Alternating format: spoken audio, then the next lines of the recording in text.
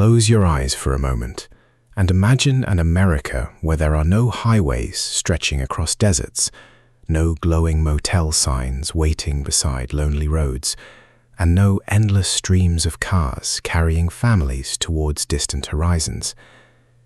Instead, picture a dusty landscape filled with rough wagon trails, muddy paths, and travelers who measured their journeys not in hours, but in weeks. Every mile demanded patience. Every river crossing carried uncertainty. Every storm could turn a road into an impassable sea of mud. Long before the world knew the name Route 66, there was only a dream, a quiet idea that perhaps one road could unite a vast nation. Tonight, we begin that remarkable journey, not with roaring engines or colorful roadside diners, but with horses, wagons, determined settlers, and a young country searching for a way to connect itself from east to west. So settle in, relax, and let the gentle history of America's most famous highway unfold, one peaceful mile at a time. The story of Route 66 actually begins long before automobiles ever existed. In the early 19th century, the United States looked very different from the nation we know today. Much of the country remained wild and largely unsettled by European Americans. Thick forests covered the eastern states, endless prairies stretched across the Midwest, and vast deserts lay beyond the Mississippi River. Travel was slow, very slow. Most people rarely traveled farther than 20 or 30 miles from where they were born. Entire lives were often spent within the same county, surrounded by familiar neighbors and familiar landscapes. When longer journeys became necessary, travelers relied on horses, wagons, stagecoaches, or boats moving along rivers. Roads, if they could even be called roads, were little more than dirt tracks carved into the earth by repeated use. After heavy rain, wheels sank deep into sticky mud. During dry summers, clouds of dust followed every wagon. In winter, snow and ice could completely block travel for weeks. Every journey demanded careful planning. People packed extra food, water, blankets, spare wagon parts, and sometimes even tools to repair broken wheels. Travel was never guaranteed. A single broken axle could leave a family stranded dozens of miles from the nearest settlement. Yet Americans kept moving west. The young nation was growing quickly. New territories opened, farms expanded, small villages became towns, towns slowly grew into busy cities. With each passing decade, the need for better transportation became increasingly obvious. The earliest important roads often followed much older paths. Long before European settlers arrived, Native American nations had created networks of trails connecting villages, rivers, hunting grounds, and trading centers. These ancient pathways crossed forests, climbed mountains, and wound through valleys. Many early American roads simply followed these established routes because they had already proven to be practical. Merchants soon discovered that reliable roads meant more business. Farmers could transport crops to markets, blacksmiths could sell tools farther from home. General stores could receive goods from distant cities. Every improved road helped local communities prosper. One of America's earliest successful highways was the National Road, authorized by Congress in the early 1800s. It stretched westward from Maryland towards the Ohio River. For many families seeking new opportunities, it became the main gateway to the expanding frontier. Although impressive for its time, even the National Road reached only part of the growing country. Beyond it lay thousands of miles of rough trails. Crossing the Great Plains remained difficult. The Rocky Mountains presented enormous challenges. Deserts in the southwest tested even experienced travelers. Nature still controlled every journey. As decades passed, remarkable inventions began changing transportation. Steamboats carried passengers along major rivers. Railroads expanded rapidly after the 1830s. Iron tracks stretched farther every year, connecting towns that had once seemed impossibly distant. For many Americans, trains represented incredible progress. A journey that once required several weeks by wagon could now be completed in only a few days. Entire industries developed around the railroads. New towns appeared almost overnight beside the tracks. Hotels welcomed passengers, warehouses stored goods arriving from across the country. Railroads transformed commerce, agriculture, and communication. Yet they could not solve every transportation problem. Trains stopped only where tracks existed. Farmers still needed roads leading from their fields to railroad stations. Small towns still required connections to neighboring communities. Doctors needed roads to visit patients. Teachers traveled between schools. Mail carriers relied upon dependable roads regardless of weather. Roads remained essential. By the late 19th century, another invention quietly appeared: the bicycle. At first, bicycles seemed like simple recreational machines, but cyclists quickly became some of America's strongest advocates for better roads. They organized clubs, published magazines, held meetings, encouraged governments to improve road conditions. This movement became known as the Good Roads Movement. Its members argued that better roads would benefit everyone, not just cyclists. Farmers agreed, business owners agreed, doctors agreed. Soon, local governments began investing more money into grading roads, building bridges, and improving drainage. Although progress remained slow, attitudes were changing. People no longer accepted terrible roads as unavoidable facts of life. Then, near the end of the 19th century, another invention arrived that would transform transportation forever: the automobile. Early automobiles looked strange. Many resembled horse carriages without horses. They were noisy, expensive, sometimes unreliable. They frequently broke down. Few people believed they would ever replace horses. But inventors continued improving their designs. Engines became more powerful. Vehicles became more dependable. Manufacturing techniques improved. Then, in the early 20th century, companies such as Ford introduced mass production, making automobiles far more affordable for ordinary families. Suddenly, thousands of Americans owned cars. Soon there were hundreds of thousands, then millions. The automobile created an entirely new problem. People now possessed machines capable of traveling much faster than horses, yet the nation's roads remained largely designed for wagons. Drivers bounced over potholes, cars became trapped in mud, bridges proved too narrow, road signs were inconsistent or completely absent. Some roads simply ended without warning. Cross-country travel by automobile became an adventure filled with uncertainty. Travelers often carried maps that quickly became outdated. They asked local residents for directions. Sometimes painted telephone poles served as makeshift navigation markers. Different organizations promoted their own named highways. Road names varied from one state to another. There was little national coordination. A driver could easily become lost while crossing unfamiliar territory. Despite these frustrations, Americans fell in love with the freedom that automobiles offered. Unlike trains, cars allowed travelers to stop whenever they wished. Families could explore small towns, visit scenic landscapes, picnic beside rivers, sleep beneath open skies. The journey itself became part of the adventure. Tourism slowly expanded. Roadside businesses began appearing along popular routes. Simple gasoline pumps stood beside general stores. Small cafes welcomed hungry motorists. Mechanics opened repair garages. Entrepreneurs recognized new opportunities created by automobile travel. Yet everyone understood one important truth: America needed a better road system. Not just local roads, not isolated highways, but connected highways stretching across multiple states. Roads that ordinary families could confidently follow from one end of the country to the other. Government officials, business leaders, automobile clubs, engineers, farmers, and countless travelers all began discussing the same question: how could such a vast nation become truly connected? No one yet knew exactly what that future would look like. No one imagined glowing neon motels, classic diners, roadside attractions, or the legendary highway that generations would lovingly call the Mother Road. But the first pieces of that extraordinary story were already quietly falling into place.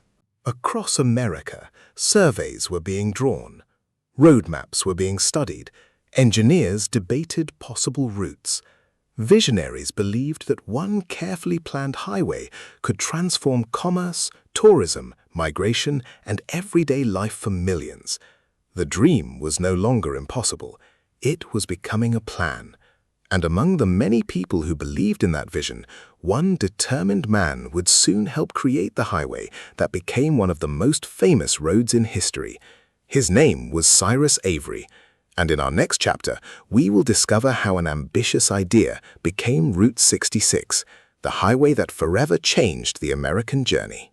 Imagine standing in a quiet office nearly 100 years ago, surrounded by large paper maps spread across heavy wooden tables. Engineers lean over rulers and pencils, politicians debate the future, and businessmen argue over which towns deserve to be connected. At first glance, it seems like an ordinary meeting, yet the decisions made inside these rooms will shape millions of journeys for generations to come. No one knows it yet, but they are about to create a road that will become more than asphalt and concrete. It will become a symbol of freedom, adventure, hope, and the American dream.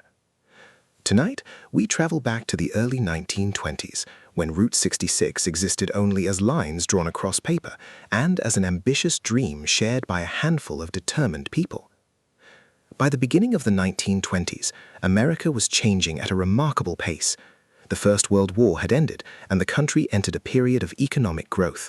Factories expanded, cities grew larger, and more families than ever before were purchasing automobiles. The automobile was no longer a luxury reserved for the wealthy. Thanks largely to mass production, especially the famous assembly lines introduced by Henry Ford, owning a car became possible for teachers, farmers, shopkeepers, and factory workers. With every passing year, more vehicles appeared on America's roads. The number of registered automobiles climbed into the millions. But while the cars became faster and more reliable, the roads themselves remained confusing. Every state managed its highways differently. Road names varied from region to region. Some routes were well maintained, while others became muddy after a single rainstorm. Long-distance travelers often found themselves lost, relying on faded maps or asking strangers for directions. Many private organizations attempted to solve the problem. Groups such as automobile clubs promoted named highways with colorful titles, like the Lincoln Highway or the National Old Trails Road. These names sounded appealing, but they often overlapped, changed direction unexpectedly, or competed with one another. For travelers crossing several states, the system was frustrating. It became increasingly clear that America needed a simple, organized national highway network, where every road followed a consistent numbering system, one that would allow drivers to navigate confidently from coast to coast. In 1925, the federal government took an important step toward achieving that goal. Officials proposed replacing many of the confusing named highways with a nationwide numbering system. Instead of relying on dozens of different road names, highways would receive clear numerical designations. Even-numbered highways would generally run east to west. Odd-numbered highways would run north to south. Major cross-country routes would receive lower numbers, making them easier to recognize. Today, this system feels completely normal. At the time, however, it represented a revolutionary idea. One of the strongest supporters of the new highway system was a businessman from Oklahoma named Cyrus Stevens Avery. Avery believed that improved roads would bring prosperity to communities across the American Southwest. Unlike many politicians who focused only on large cities, Avery understood the importance of connecting smaller towns. He had witnessed firsthand how transportation influenced business. Every new road meant more travelers meant more customers meant economic growth. His vision extended far beyond Oklahoma. He imagined a highway stretching from the Midwest all the way to the Pacific coast, a road that would encourage commerce, tourism, and migration, one that would pass through towns often overlooked by railroad companies. Avery worked tirelessly with other highway planners. Meetings lasted for hours. Maps covered entire walls. Engineers carefully considered rivers, mountain ranges, deserts, existing roads, and population centers. Choosing the route was anything but simple. Every state wanted the highway to pass through its communities. Business leaders argued passionately for their own cities. Politicians lobbied for different alignments. Even small changes could determine whether a town flourished or slowly faded into obscurity. Among the proposed highways was one stretching roughly 2,400 miles from Chicago to Los Angeles. Its path would cross 8 states. Beginning in Illinois, it would travel through Missouri, a small corner of Kansas, then continue across Oklahoma, Texas, New Mexico, Arizona, and finally California. Rather than following a perfectly straight line, the proposed route connected existing roads that already linked many growing communities. This approach reduced construction costs while allowing travelers to pass through hundreds of towns. But one question still remained. What should this highway be called? Initially, planners considered assigning it the number 60. Many believed the designation suited such an important east-west highway. However, officials from Kentucky strongly preferred that number for another route crossing their state. Lengthy discussions followed. Compromises became necessary. Eventually, Cyrus Avery suggested a different number, 66. At first glance, the number seemed ordinary, yet it possessed a pleasing rhythm. It was easy to remember, easy to pronounce, easy to recognize on road signs. Before long, everyone agreed. The highway would become U.S. Route 66. On November 11, 1926, the United States officially approved the new numbered highway system. Among its many roads, Route 66 was born. Although the highway existed on paper, much work remained. Large portions were still gravel, some stretches were little more than dirt roads. Bridges required construction, road surfaces needed paving, signs had to be installed. Travelers would still encounter rough conditions for several years. Nevertheless, something remarkable had happened. For the first time, motorists could imagine driving across nearly half the country by following a single highway number. The creation of Route 66 reflected more than engineering. It represented optimism. America believed in progress. Communities expected growth. Families dreamed of traveling farther than previous generations had ever imagined. Merchants anticipated new customers. Hotels prepared for visitors. Gasoline companies expanded their networks. Restaurants opened beside newly improved roads. Even before the highway was fully completed, businesses began preparing for its future. Newspapers reported enthusiastically on the project. Local communities celebrated when sections opened. Road improvements became sources of civic pride. People believed they were participating in something historic. And in many ways, they were. Because Route 66 was never simply about transportation. It connected farmers with markets, workers with jobs, families with opportunities, travelers with unforgettable adventures. The highway also crossed an astonishing variety of landscapes. Rolling farmland surrounded Chicago. The forests of Missouri gradually gave way to the open plains of Oklahoma. Texas offered wide horizons. New Mexico introduced colorful mesas. Arizona revealed dramatic deserts and towering rock formations. Finally, California welcomed travelers with mountains, valleys, and the promise of the Pacific Ocean. Few roads in the world offered such diverse scenery. This geographical variety would later become one of Route 66's greatest attractions. Travelers experienced America changing mile by mile. Cultures shifted.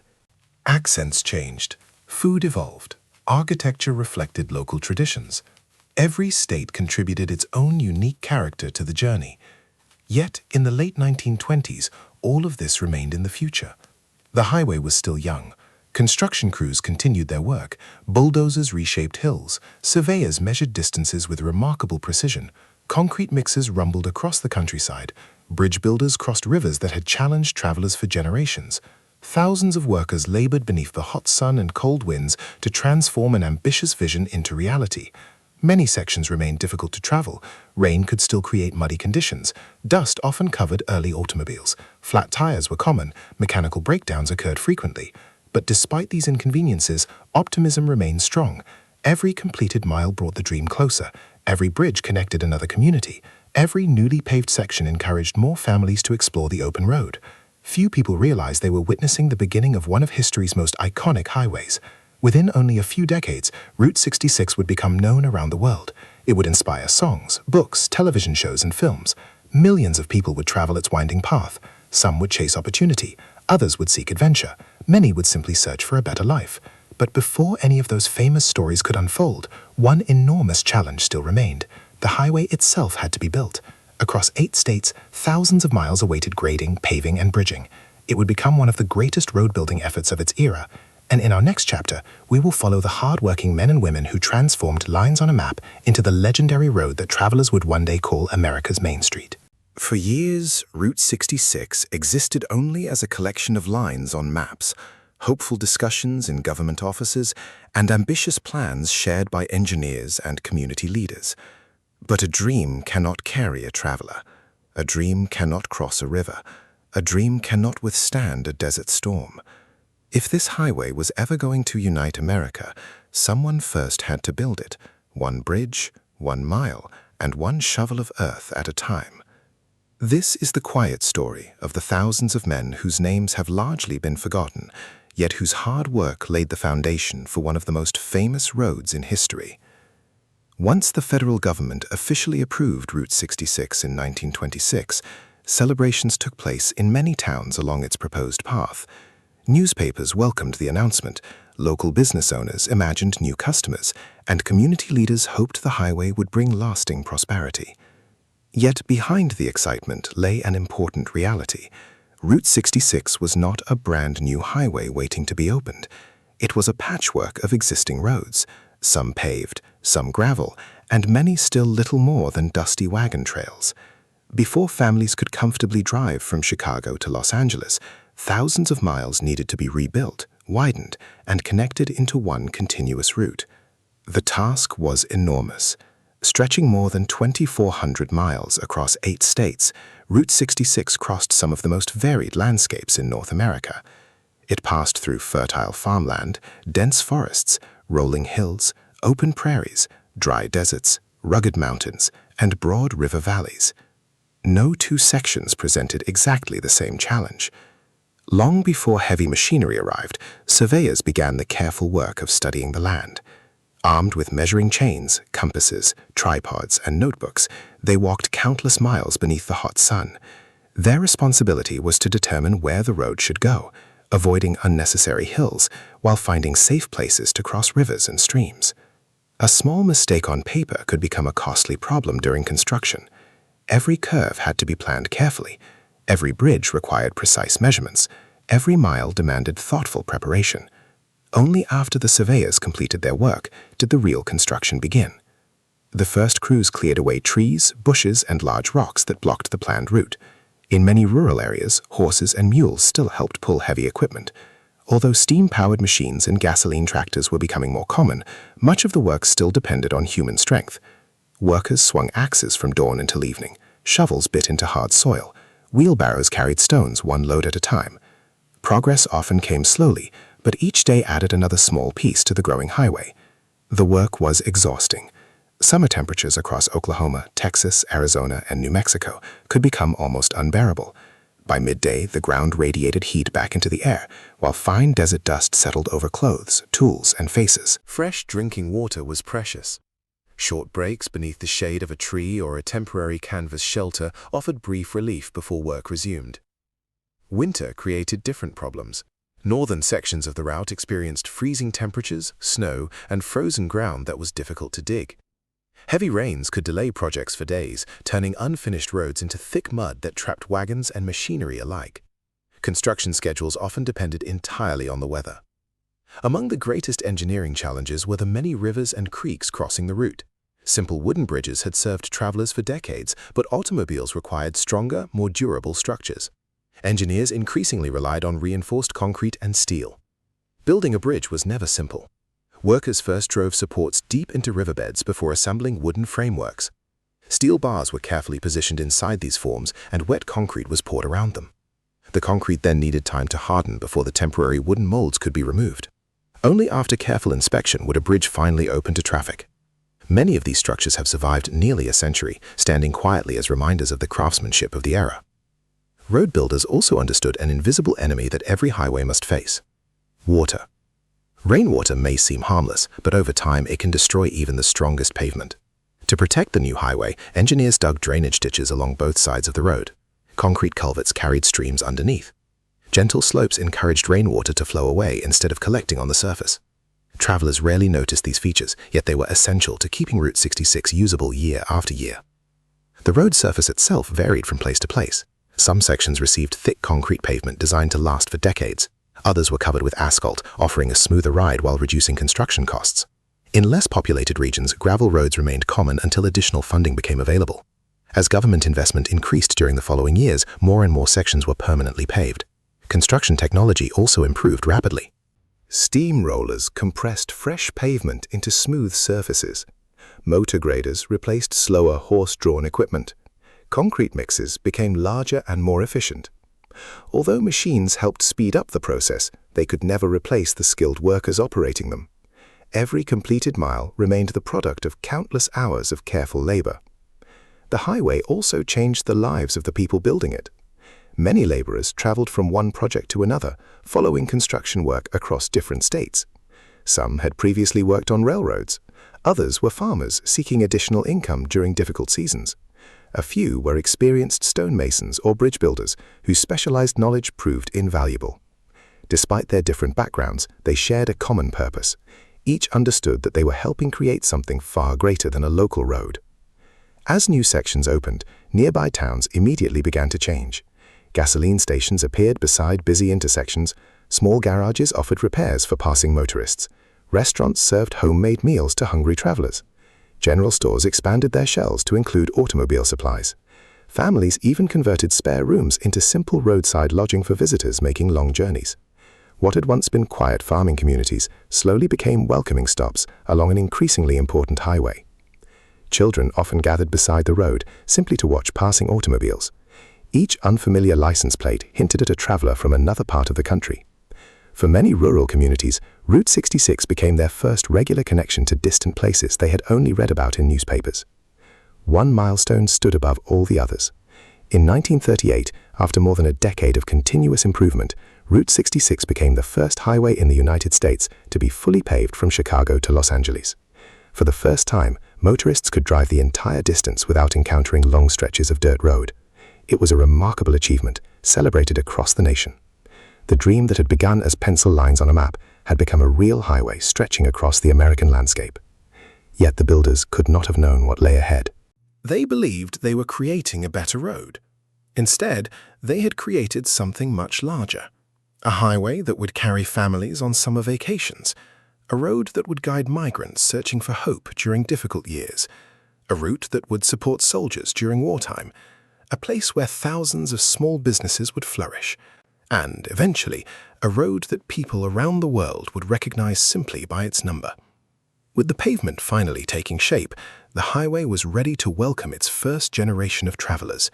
In the next chapter, we'll leave the construction sites behind and visit the growing communities that transformed Route 66 into America's longest main street, where gas stations, cafes, motor courts, and friendly faces turned an ordinary highway into an unforgettable journey. A road, by itself, is surprisingly quiet. It has no stories of its own, no laughter, no conversations drifting through an open cafe door, no smell of fresh bread rising before sunrise. Its true character only begins to emerge when people arrive. As Route 66 slowly welcomed its first steady stream of travelers, something remarkable happened.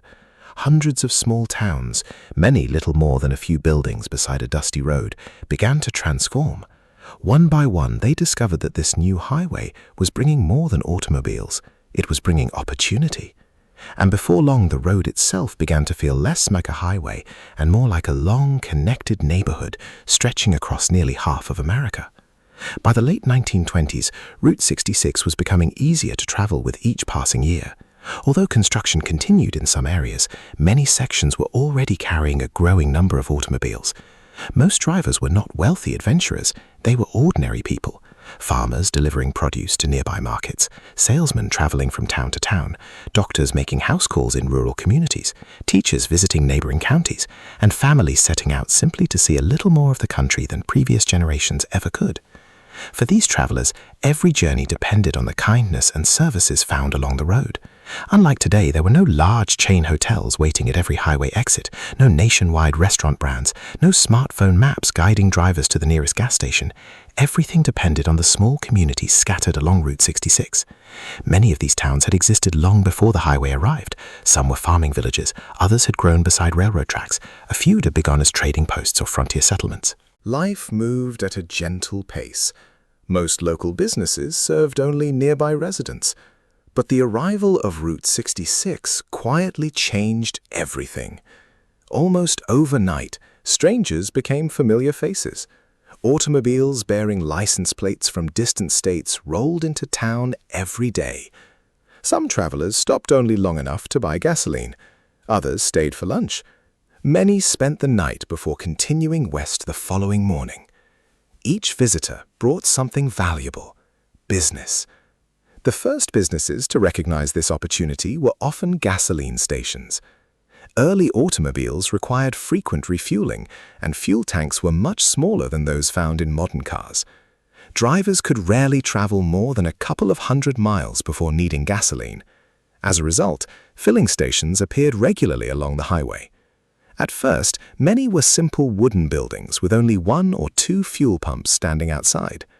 An attendant greeted every customer personally. He filled the fuel tank by hand, checked the engine oil, cleaned the windshield with a cloth. Sometimes he even inspected the tires without being asked. Service was not considered an extra. It was simply part of welcoming a traveler. These stations soon became gathering places. Local residents stopped to exchange news. Travelers asked for directions. Children watched fascinating automobiles arrive from places they had only heard about in school. Each stop created new conversations between strangers. Just beyond the filling stations, another type of business flourished, the roadside cafe. Long-distance travel made people hungry, and after hours spent driving dusty roads without air conditioning, a warm meal offered both comfort and rest. Most cafes along Route 66 were family businesses. A husband might prepare breakfast before dawn. His wife baked fresh pies throughout the morning. Children helped clear tables after school. Menus were simple but satisfying. Eggs, bacon, fresh bread, soup, chicken, meatloaf, coffee served endlessly into heavy ceramic mugs. Apple pie cooling beside the kitchen window. The food reflected local traditions. In Illinois, travelers often enjoyed hearty Midwestern meals. Further southwest, recipes gradually changed. Texas offered smoky barbecue. New Mexico introduced spicy chili dishes. Arizona blended Native American, Mexican, and Western influences. California welcomed visitors with fresh fruits and vegetables grown in its fertile valleys. Without realizing it, travelers experienced America's regional cultures one meal at a time.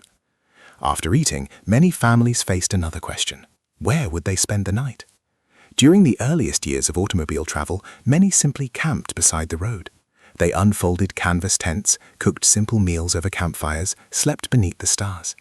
It was inexpensive, but not always comfortable.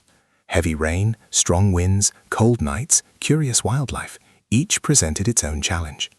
Entrepreneurs soon recognized a better solution. Small roadside cabins began appearing along Route 66. Instead of sleeping outdoors, travelers could rent a clean room for the night. Each cabin usually contained little more than a bed, a chair, and perhaps a wash basin. Luxury was rare. Cleanliness mattered far more. Over time, these cabin courts gradually evolved into motor courts and later into the familiar motels that would become symbols of Route 66. For the first time, families could park their automobiles directly beside their rooms. This simple convenience transformed long-distance travel. Mechanics also became essential members of every Route 66 community. Automobiles during the 1920s and 1930s were reliable compared with earlier models, but they still required regular attention. Flat tires were common, radiators overheated during hot summers, fan belts snapped unexpectedly, spark plugs needed replacing. Drivers often depended entirely on local repair shops. Many mechanics developed remarkable skills. With limited tools and spare parts, they somehow managed to keep travelers moving. Some repairs lasted only until the next town. Others kept automobiles running for many more years. These garages earned loyal customers through honesty and practical knowledge. Meanwhile, general stores expanded to meet changing needs. Shelves that once displayed mostly farming supplies now included motor oil, replacement tires, flashlights, road mats, canned food, postcards, and souvenirs. Travel itself had become an industry. Even local children noticed the changes. Watching automobiles pass became a favorite pastime. Each unfamiliar vehicle sparked curiosity. Where had it come from? Where was it going? What stories did its passengers carry? In many small towns, Route 66 offered the first regular glimpse of a much larger world. For adults, the highway created new opportunities. Young people found jobs in cafes, garages, and hotels. Farmers sold fresh produce to restaurants.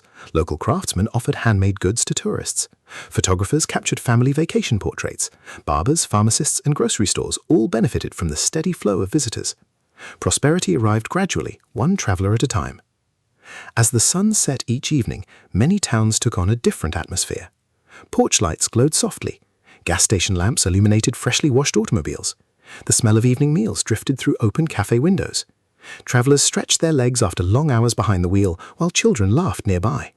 For a brief moment, strangers and local residents shared the same peaceful streets before continuing their separate journeys. Without anyone fully realizing it, Route 66 had begun to create something truly unique. It was no longer simply a road connecting distant cities. It had become a ribbon of communities linked together by hospitality, hard work, and the steady rhythm of passing travelers. But the calm and growing prosperity of these towns would soon face an unimaginable challenge. Only a few years later, Drought, dust storms, and economic hardship would force hundreds of thousands of desperate families onto Route 66, not in search of adventure, but in search of survival. That difficult chapter would forever change the meaning of America's most famous highway. The lively atmosphere that had begun to grow along Route 66 did not last forever. During the late 1920s, many business owners believed the future could only become brighter. Cafes welcomed more customers each month, filling stations expanded their services, and new motor courts appeared beside the highway. Across much of America, there was a quiet confidence that prosperity would continue for many years. But history often changes without warning. In October 1929, the American stock market suffered one of the greatest crashes the country had ever experienced. Within days, fortunes disappeared. Banks struggled to survive. Businesses closed their doors, factories reduced production, and millions of workers suddenly found themselves without jobs. The event became known as the Great Depression. Although the financial crisis began in large cities such as New York and Chicago, its effects quickly spread across the entire nation. For families living along Route 66, the changes were impossible to ignore. Travelers became fewer, restaurants served fewer meals, small hotels saw empty rooms night after night. Gas stations sold less fuel because fewer people could afford long journeys. Many roadside businesses that had opened with great hope only a few years earlier suddenly faced an uncertain future. Owners worked longer hours while earning less money. Some reduced prices in the hope of attracting customers. Others borrowed money simply to keep their businesses open. Not everyone succeeded. Across America, thousands of small businesses quietly disappeared. Yet the economic crisis was only the beginning. Nature was preparing an even greater challenge. Much of Route 66 passed through the Great Plains, especially across Oklahoma and the Texas Panhandle. For generations, these lands had produced enormous harvests of wheat. Farmers believed the rich soil would provide for their families forever. Encouraged by rising crop prices during the First World War, many expanded their farms. Native grasses that had covered the plains for thousands of years were plowed under to create more farmland. At the time, the decision seemed sensible. More fields meant larger harvests promised greater profits. Few people realized how important those native grasses truly were. Their deep roots had held the soil firmly in place, protecting it from the powerful prairie winds. Once the grasses disappeared, the land became far more vulnerable. Then the rain stopped. Beginning in the early 1930s, severe droughts settled across much of the central United States. Month after month passed with little rainfall. Streams became smaller, ponds dried up, fields turned brown beneath the relentless sun. The crops struggled to survive. Without moisture, the topsoil gradually lost its strength. It became dry, loose, and powdery. When strong winds swept across the open plains, something extraordinary and terrifying began to happen. The soil itself lifted into the sky. Massive dust storms rolled across the countryside like enormous dark clouds. Some rose thousands of feet into the air, others stretched for miles across the horizon. People watched in disbelief as daylight slowly disappeared beneath walls of blowing dust. These storms became known as black blizzards. Despite the name, they contained no snow, only endless clouds of fine dirt carried by powerful winds. Inside homes, families stuffed wet towels beneath doors and windows, hoping to keep the dust outside. It rarely worked. Dust drifted through tiny cracks. It settled onto kitchen tables, covered beds, filled cupboards. Even after hours of cleaning, another storm often arrived the next day. Farm animals suffered terribly. Cattle struggled to find fresh grass. Many became weak from hunger. Chickens wandered through fields coated with dust. Some farmers lost nearly all of their livestock. Children often wore damp cloths over their mouths when venturing outside.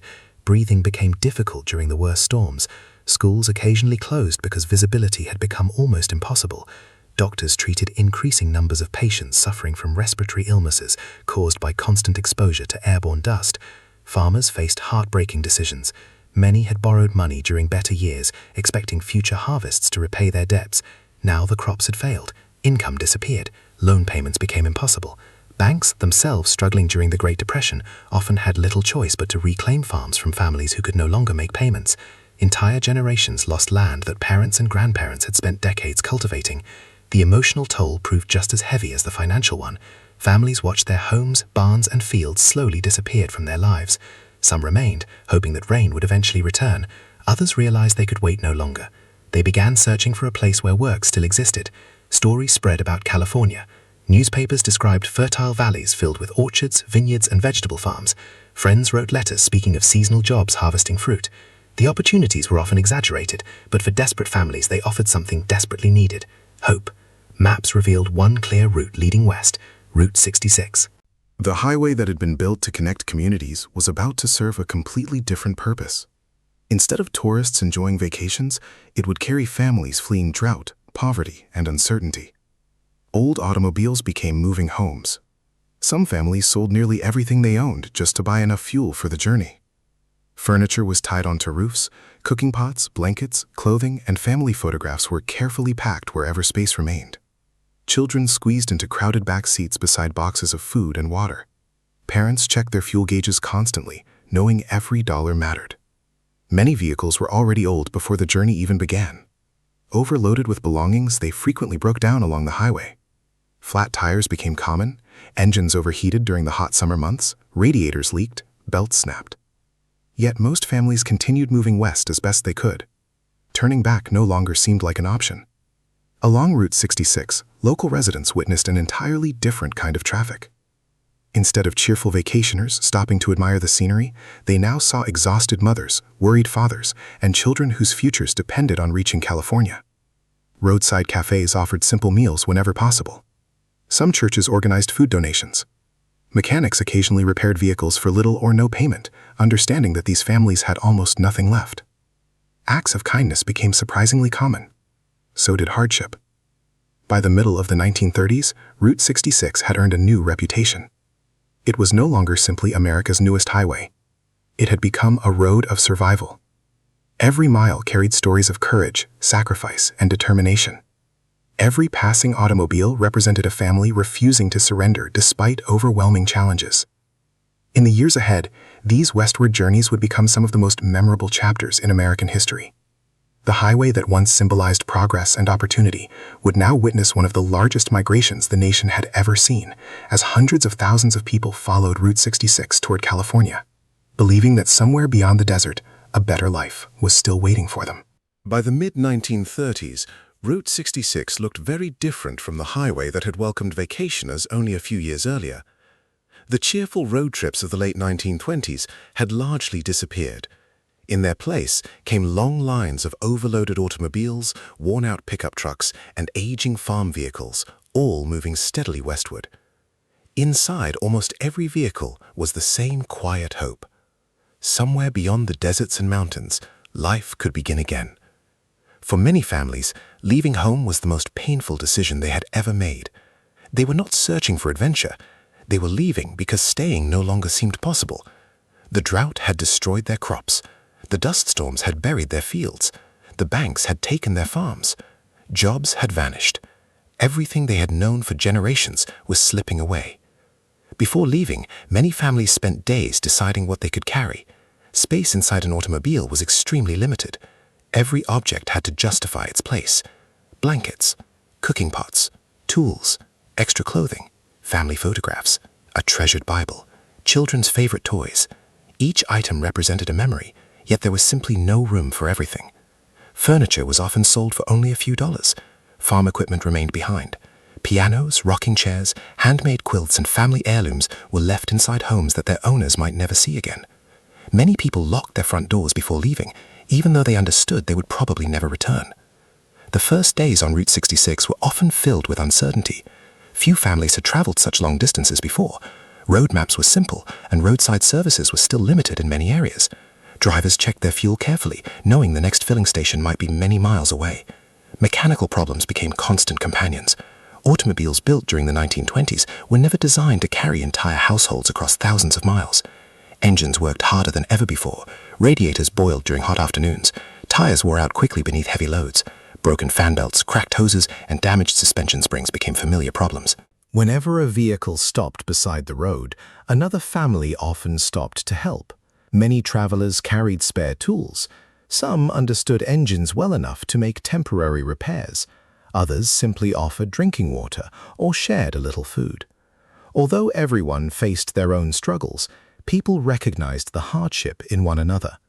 A quiet sense of community slowly developed among strangers traveling the same road. Each evening, families searched for a safe place to rest. Very few could afford hotels. Instead, they camped beside the highway, near rivers, or in open fields. Small campfires flickered beneath the stars. Simple meals of beans, bread, potatoes, and coffee became common. Children played together, despite meeting only hours earlier. Parents exchanged information about road conditions, possible jobs, and places where food could be found. Around those campfires, stories traveled almost as quickly as the automobiles themselves. Someone might claim that orange orchards in California needed thousands of workers. Another believed cotton farms were hiring immediately. Others spoke of vineyards, peach orchards, or vegetable fields offering steady employment. Some of these stories proved true, many did not, but hope often traveled farther than certainty. As the journey continued, the landscape slowly changed. Leaving Oklahoma behind, travelers crossed the wide-open plains of the Texas Panhandle. The horizon seemed endless. Small farming towns appeared one after another before disappearing behind clouds of dust. Windmills turned slowly in the distance. Occasionally, a lonely filling station stood beside the road, offering gasoline, cold drinks, and perhaps a few words of encouragement. Crossing into New Mexico brought an entirely different world. The green fields gradually gave way to dry mesas, colorful cliffs, and vast stretches of desert. Many families had never seen such landscapes before. The scenery was beautiful, yet it also reminded travelers how far they had come from home. Summer heat became intense. Without modern air conditioning, automobile interiors quickly grew uncomfortable. Drivers often opened every window, hoping to create enough airflow to cool the passengers. Instead, warm desert winds carried fine dust into the vehicle. Faces, clothing, and luggage became coated with a thin layer of sand before the day was over. Finding clean drinking water became increasingly important. Service stations were no longer simply places to buy fuel. They became essential stops where families rested, filled water containers, and allowed overheated engines to cool. Many station owners understood exactly who these travelers were. Some charged fair prices. Others quietly offered free water or allowed children to rest in the shade for a while before continuing the journey. Acts of kindness, though often small, meant everything to families with very little. Further west, Arizona presented another series of challenges. The highway climbed through rocky hills before descending into broad desert valleys. Towering red cliffs stood against endless blue skies. Ancient rock formations reminded travelers that this land had existed for millions of years, long before automobiles or highways ever appeared. The beauty was unforgettable. So were the dangers. A mechanical failure in the desert could become serious. The distance between towns was much greater than in the Midwest. If an engine failed or a tire burst beneath the afternoon sun, help might not arrive for several hours. Experienced travelers carried extra water whenever possible. Some even traveled together for added safety. By the time families reached California, many believed their hardest days were finally over. The state had earned an almost mythical reputation during the Great Depression. People imagined endless orchards filled with ripe fruit waiting to be harvested. They pictured abundant jobs, comfortable homes, and steady wages. Reality, however, proved far more complicated. California was receiving hundreds of thousands of newcomers. Competition for work became fierce. Farm owners often hired only seasonal labor. Some families found employment picking oranges, grapes, peaches, or cotton. Others searched for weeks without success. Temporary camps quickly filled beyond capacity. Simple tents and makeshift shelters appeared wherever vacant land could be found. Life remained difficult. Yet despite the hardships, many refused to lose hope. Parents accepted whatever work they could find. Children attended temporary schools whenever possible. Neighbors shared food, tools, and information. Little by little, new communities began forming among people who had arrived by way of Route 66. The highway had done something remarkable. It had connected strangers from different states through a shared experience of hardship and perseverance.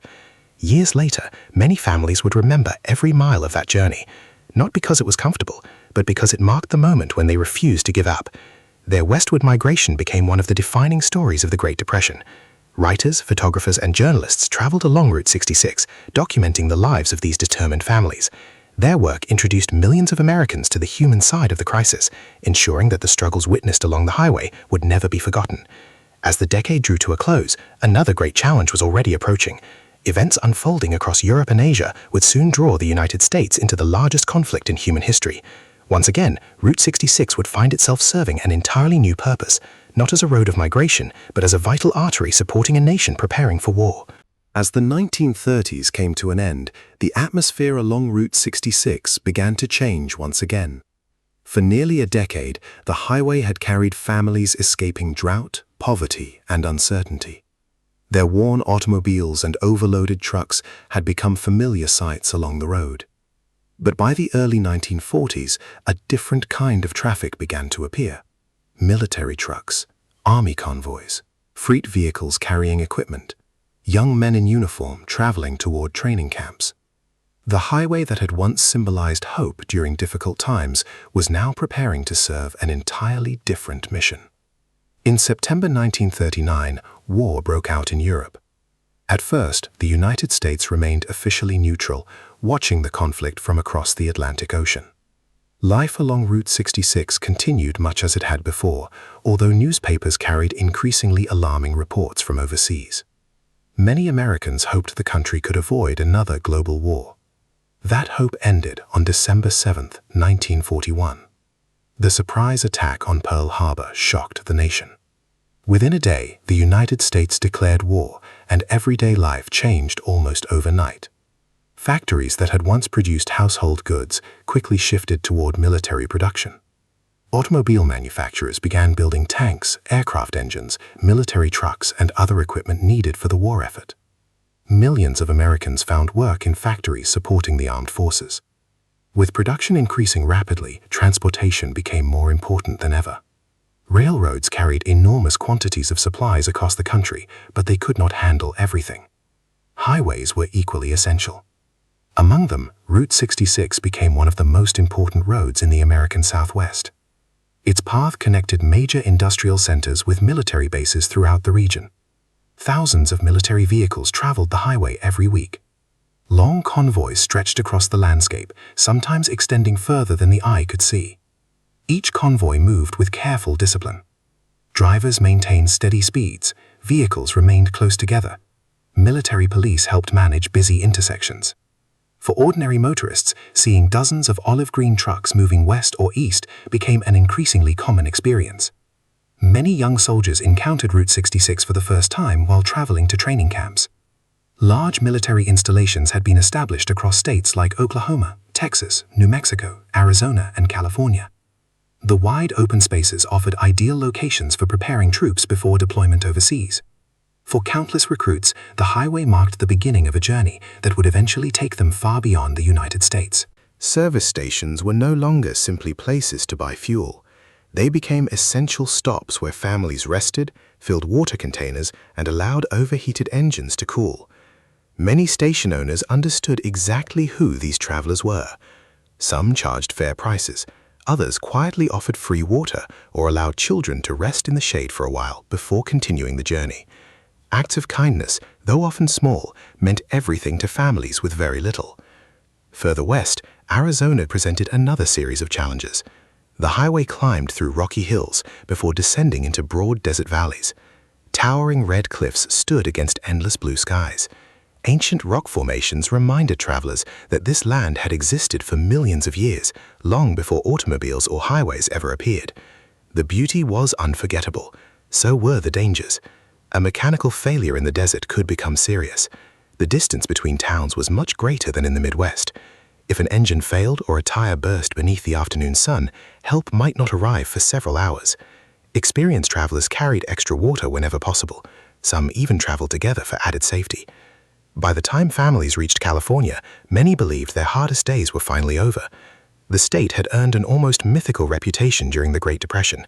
People imagined endless orchards filled with ripe fruit waiting to be harvested. They pictured abundant jobs, comfortable homes, and steady wages. Reality, however, proved far more complicated. California was receiving hundreds of thousands of newcomers. Competition for work became fierce. Farm owners often hired only seasonal labor. Some families found employment picking oranges, grapes, peaches, or cotton. Others searched for weeks without success. Temporary camps quickly filled beyond capacity. Simple tents and makeshift shelters appeared wherever vacant land could be found. Life remained difficult. Yet despite the hardships, many refused to lose hope. Parents accepted whatever work they could find. Children attended temporary schools whenever possible. Neighbors shared food, tools, and information. Little by little, new communities began forming among people who had arrived by way of Route 66. The highway had done something remarkable. It had connected strangers from different states through a shared experience of hardship and perseverance. Years later, many families would remember every mile of that journey, not because it was comfortable, but because it marked the moment when they refused to give up. Their westward migration became one of the defining stories of the Great Depression. Writers, photographers, and journalists traveled along Route 66, documenting the lives of these determined families. Their work introduced millions of Americans to the human side of the crisis, ensuring that the struggles witnessed along the highway would never be forgotten. As the decade drew to a close, another great challenge was already approaching.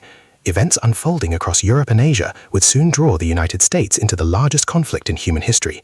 Once again, Route 66 would find itself serving an entirely new purpose, not as a road of migration, but as a vital artery supporting a nation preparing for war. As the 1930s came to an end, the atmosphere along Route 66 began to change once again. For nearly a decade, the highway had carried families escaping drought, poverty, and uncertainty. Their worn automobiles and overloaded trucks had become familiar sights along the road. But by the early 1940s, a different kind of traffic began to appear. Military trucks, army convoys, freight vehicles carrying equipment, young men in uniform traveling toward training camps. The highway that had once symbolized hope during difficult times was now preparing to serve an entirely different mission. In September 1939, war broke out in Europe. At first, the United States remained officially neutral, watching the conflict from across the Atlantic Ocean. Life along Route 66 continued much as it had before, although newspapers carried increasingly alarming reports from overseas. Many Americans hoped the country could avoid another global war. That hope ended on December 7, 1941. The surprise attack on Pearl Harbor shocked the nation. Within a day, the United States declared war, and everyday life changed almost overnight. Factories that had once produced household goods quickly shifted toward military production. Automobile manufacturers began building tanks, aircraft engines, military trucks, and other equipment needed for the war effort. Millions of Americans found work in factories supporting the armed forces. With production increasing rapidly, transportation became more important than ever. Railroads carried enormous quantities of supplies across the country, but they could not handle everything. Highways were equally essential. Among them, Route 66 became one of the most important roads in the American Southwest. Its path connected major industrial centers with military bases throughout the region. Thousands of military vehicles traveled the highway every week. Long convoys stretched across the landscape, sometimes extending further than the eye could see. Each convoy moved with careful discipline. Drivers maintained steady speeds, vehicles remained close together. Military police helped manage busy intersections. For ordinary motorists, seeing dozens of olive green trucks moving west or east became an increasingly common experience. Many young soldiers encountered Route 66 for the first time while traveling to training camps. Large military installations had been established across states like Oklahoma, Texas, New Mexico, Arizona, and California. The wide open spaces offered ideal locations for preparing troops before deployment overseas. For countless recruits, the highway marked the beginning of a journey that would eventually take them far beyond the United States. Some had never traveled outside their home state before joining the military. Now they crossed deserts, mountains, and unfamiliar towns while wearing uniforms that represented a nation at war. The highway also played an important role in the rapidly growing aviation industry. Aircraft factories in California expanded dramatically during the war. Bombers and fighter planes rolled out of enormous assembly plants in record numbers. Engines, aluminum, steel, rubber, and countless other materials had to reach these factories without delay. Trucks carried many of these supplies along Route 66, ensuring that production continued around the clock. Roadside communities noticed the difference immediately. Hotels that had struggled during the Great Depression now welcomed military personnel, engineers, construction workers, and government officials. Restaurants served meals from early morning until late at night. Gas stations remained busy, refueling civilian vehicles as well as military transport. Mechanics worked long hours repairing trucks that could not afford lengthy delays. The highway had become an essential part of America's wartime infrastructure. Yet life during the war was not always easy. The federal government introduced fuel rationing to conserve gasoline and rubber for military use. Families received ration books containing coupons that limit how much fuel they could purchase. Driving simply for pleasure became uncommon. Vacations almost disappeared. Every unnecessary trip consumed resources needed elsewhere. As a result, the carefree road trips that had once defined Route 66 temporarily faded into memory. Rubber tires were also rationed. Replacing worn tires became difficult because factories prioritized military needs. Drivers learned to maintain their vehicles more carefully than ever before. Regular maintenance was no longer simply a matter of convenience. It was considered part of supporting the national war effort. Communities along Route 66 organized scrap drives to collect metal, paper, and rubber for recycling. Children gathered old cans. Schools encouraged students to contribute whatever materials they could find. Even small donations were believed to help factories produce more equipment for soldiers overseas. The spirit of cooperation became visible in nearly every town. Women also played an increasingly important role during these years. As millions of men entered military service, factories required new workers. Across the country, women accepted jobs that had traditionally been performed by men. Many worked in aircraft factories, ammunition plants, and machine shops. Others drove trucks, repaired equipment, or managed businesses while family members served abroad. Their contributions became one of the defining features of the American home front. Meanwhile, Route 66 continued carrying an endless flow of supplies. Food traveled west, machinery moved east. Medical equipment, uniforms, construction materials, and military vehicles crossed the highway in every direction. Every shipment supported soldiers stationed throughout the country or preparing to leave for distant battlefields. Although civilians rarely saw the final destination of these supplies, they understood the importance of keeping transportation moving smoothly. The landscape itself also became part of military training. The deserts of Arizona and California closely resembled conditions soldiers might encounter in North Africa and other arid regions. Large exercises took place across these remote areas. Columns of tanks crossed open desert. Aircraft practiced overhead. Engineers built temporary camps before dismantling them again. Many soldiers remembered the harsh desert heat long after the war had ended. Despite the demands of wartime, moments of ordinary life continued. Children still attended school. Families gathered for evening meals. Churches held weekly services. Travelers stopped at familiar cafes for coffee before continuing their journeys. Life never completely paused.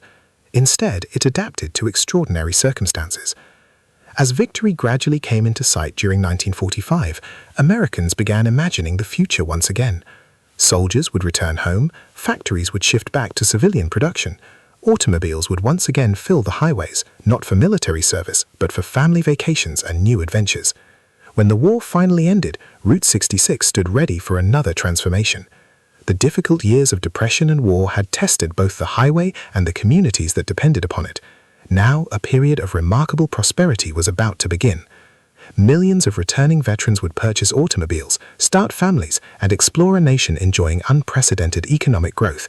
For Route 66, its most famous and colorful era was only just beginning. When World War II came to an end in 1945, America entered a period unlike anything it had experienced before.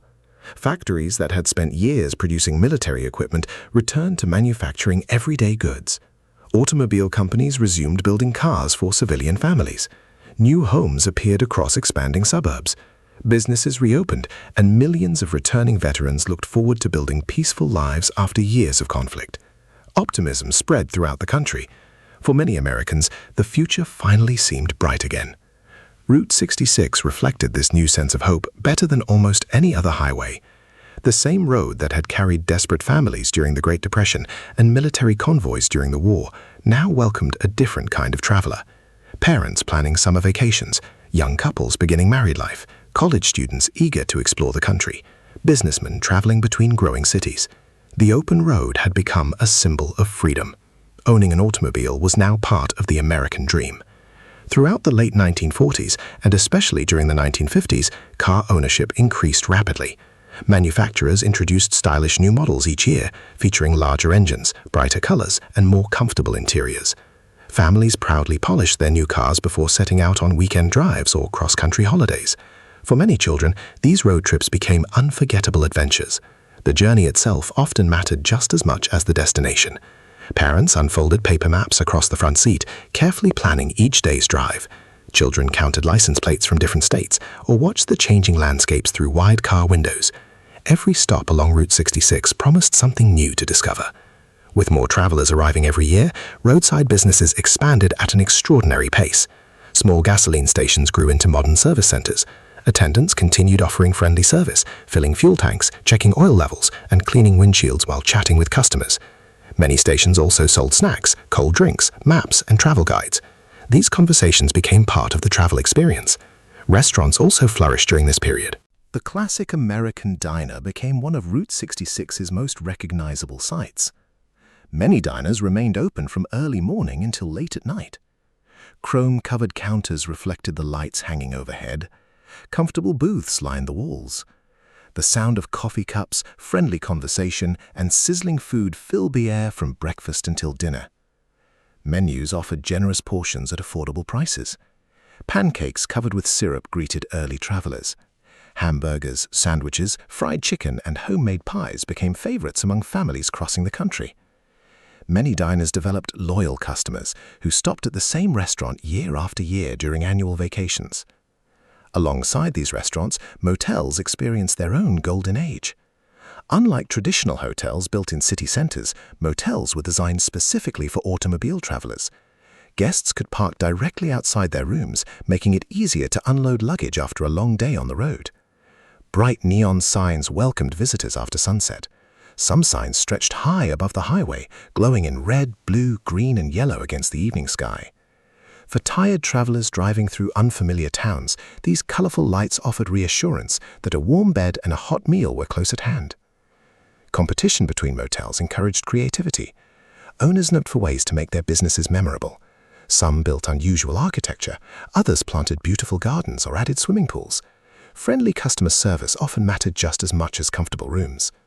Many motel owners greeted guests personally, recommending local restaurants or scenic places worth visiting the next morning.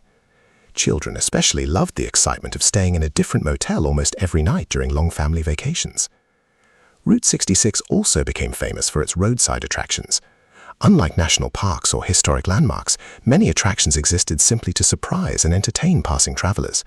Enormous statues appeared beside the road. Colorful billboards advertised mysterious caves, wildlife parks, and unusual museums. Gift shops displayed handmade crafts, local souvenirs, and postcards featuring famous landmarks. Some attractions celebrated local history, others relied entirely on imagination. Yet all shared one purpose: to encourage travelers to stop, explore, and create lasting memories. Photography became an important part of these journeys. Portable cameras were becoming increasingly affordable, allowing families to document their vacations. Parents posed beside welcome signs. Children climbed onto giant roadside sculptures. Entire families gathered in front of their automobiles before continuing westward.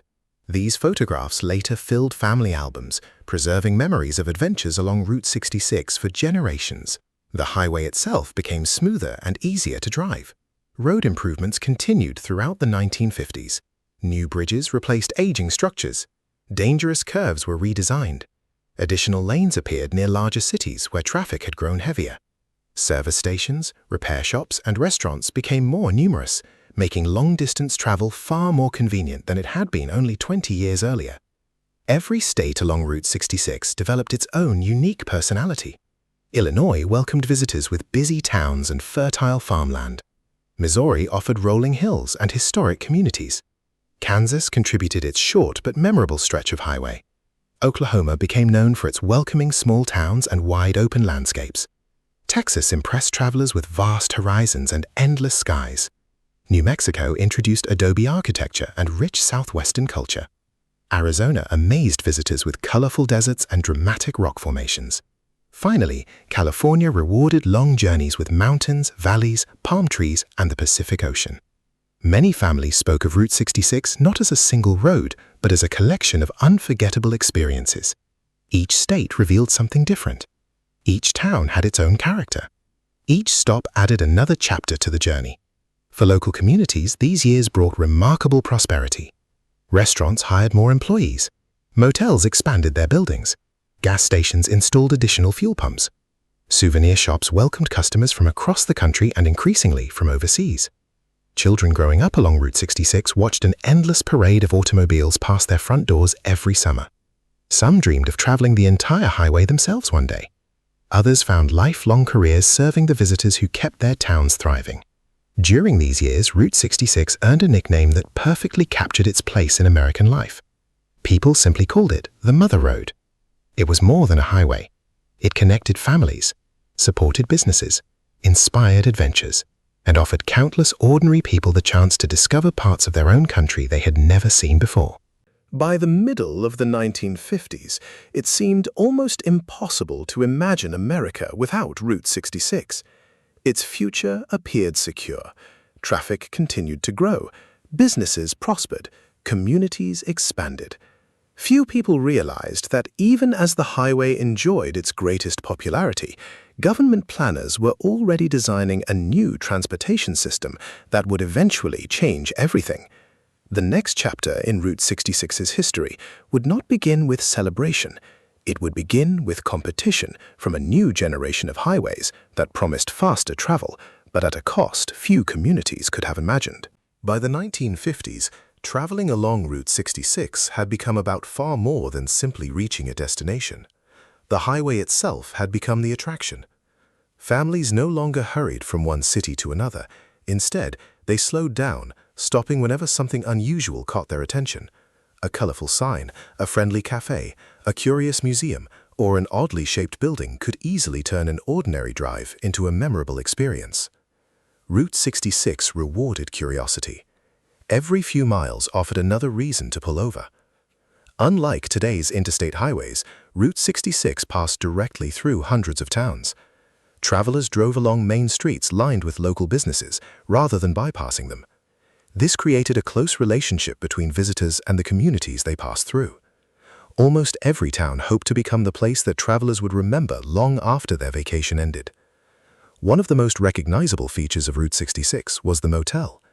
Although roadside cabins had existed since the 1920s, the post-war travel boom transformed them into something much larger. The word motel itself combined two simple ideas: motor and hotel. It perfectly described a new style of accommodation designed specifically for automobile travelers. Most motels were built with convenience in mind. Guests could park their cars just a few steps from their rooms. After spending an entire day behind the steering wheel, parents appreciated not having to carry heavy luggage through large hotel lobbies. Children could quickly stretch their legs while families unpacked for the night. Each motel tried to stand out from the competition. Some featured brightly painted signs visible from great distances. Others planted flower gardens, built small playgrounds, or added swimming pools to attract families during the hot summer months. At night, glowing neon signs became part of the Route 66 landscape. Words like vacancy, air-cooled, and color TV flashed brightly against the dark sky. Long before travelers reached a town, they could already see dozens of colorful lights stretching toward the horizon. For many children, arriving at a motel after sunset felt almost magical. Inside the rooms, life remained simple. Most contained 2 beds, a small table, a radio, and a private bathroom. Air conditioning was still considered a luxury in many places, so ceiling fans or window units often worked tirelessly through warm desert nights. The accommodations were modest, but after hundreds of miles on the road, they felt wonderfully comfortable. Morning usually began in another familiar Route 66 institution, the roadside diner. These restaurants became gathering places for both travelers and local residents.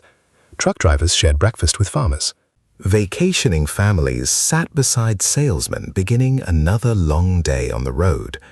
Everyone drank coffee from sturdy ceramic mugs, while conversations drifted easily between neighboring tables.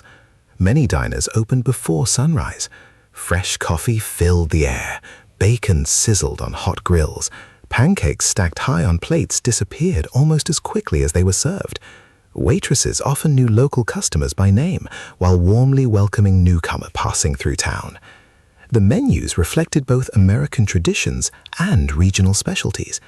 In Missouri, diners might serve hearty country breakfasts. Across Oklahoma, homemade biscuits with rich gravy became local favorites. Texas offered generous portions of beef and barbecue. New Mexico introduced travelers to spicy green and red chili dishes, unlike anything many visitors had tasted before. Arizona combined influences from Native American, Mexican, and Western cooking. By the time families reached California, fresh citrus fruits, salads, and seafood appeared more frequently on restaurant menus. Without realizing it, travelers experienced the cultural diversity of America one meal at a time. Many cafe owners treated guests as more than customers. They offered directions, recommended scenic stops, warned drivers about road construction or approaching storms. Sometimes they even suggested little-known attractions that never appeared in guidebooks. These personal conversations added warmth that modern highways often lack. Beyond the diners and motels, another uniquely American tradition flourished: roadside attractions. Business owners understood that a family driving hundreds of miles each day might welcome almost any excuse to stop. As a result, creativity blossomed along Route 66. Enormous statues appeared beside the highway. Towering cowboys welcomed visitors into gift shops. Giant dinosaurs stood in the desert. Colorful teepee-shaped motel rooms invited curious guests. Unusual museums displayed everything from antique automobiles to collections of barbed wire and old farming equipment. Some attractions celebrated local history. Others embraced pure imagination. One town might proudly advertise the world's largest rocking chair. Another claimed to possess mysterious underground caves. Elsewhere, travelers encountered trading posts selling Native American jewelry, woven blankets, handcrafted pottery, and turquoise artwork. Even if visitors bought nothing, they often remembered the experience for years afterward.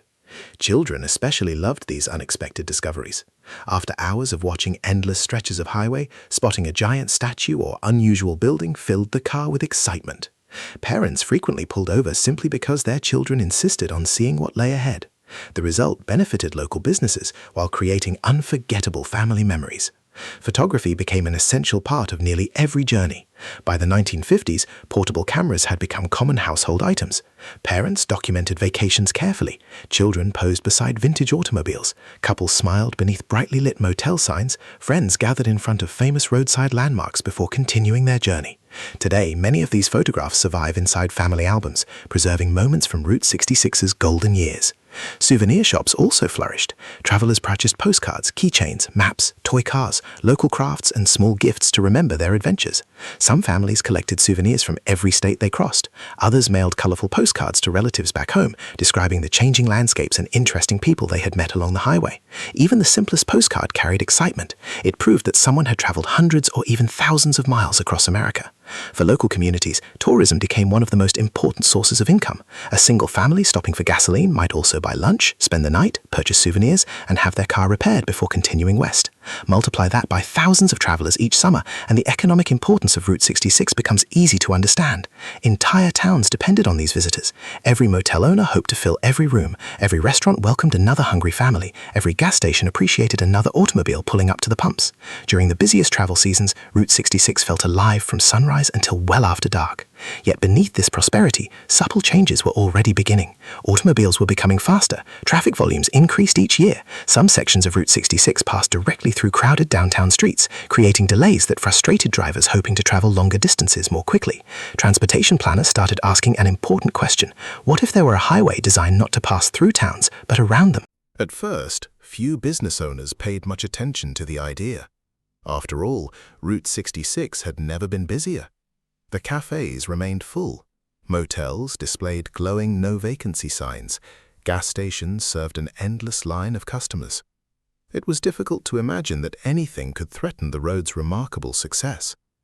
But within only a few years, a new generation of highways would begin reshaping the American landscape, and the vibrant communities that had grown beside Route 66 would face the greatest challenge in their history.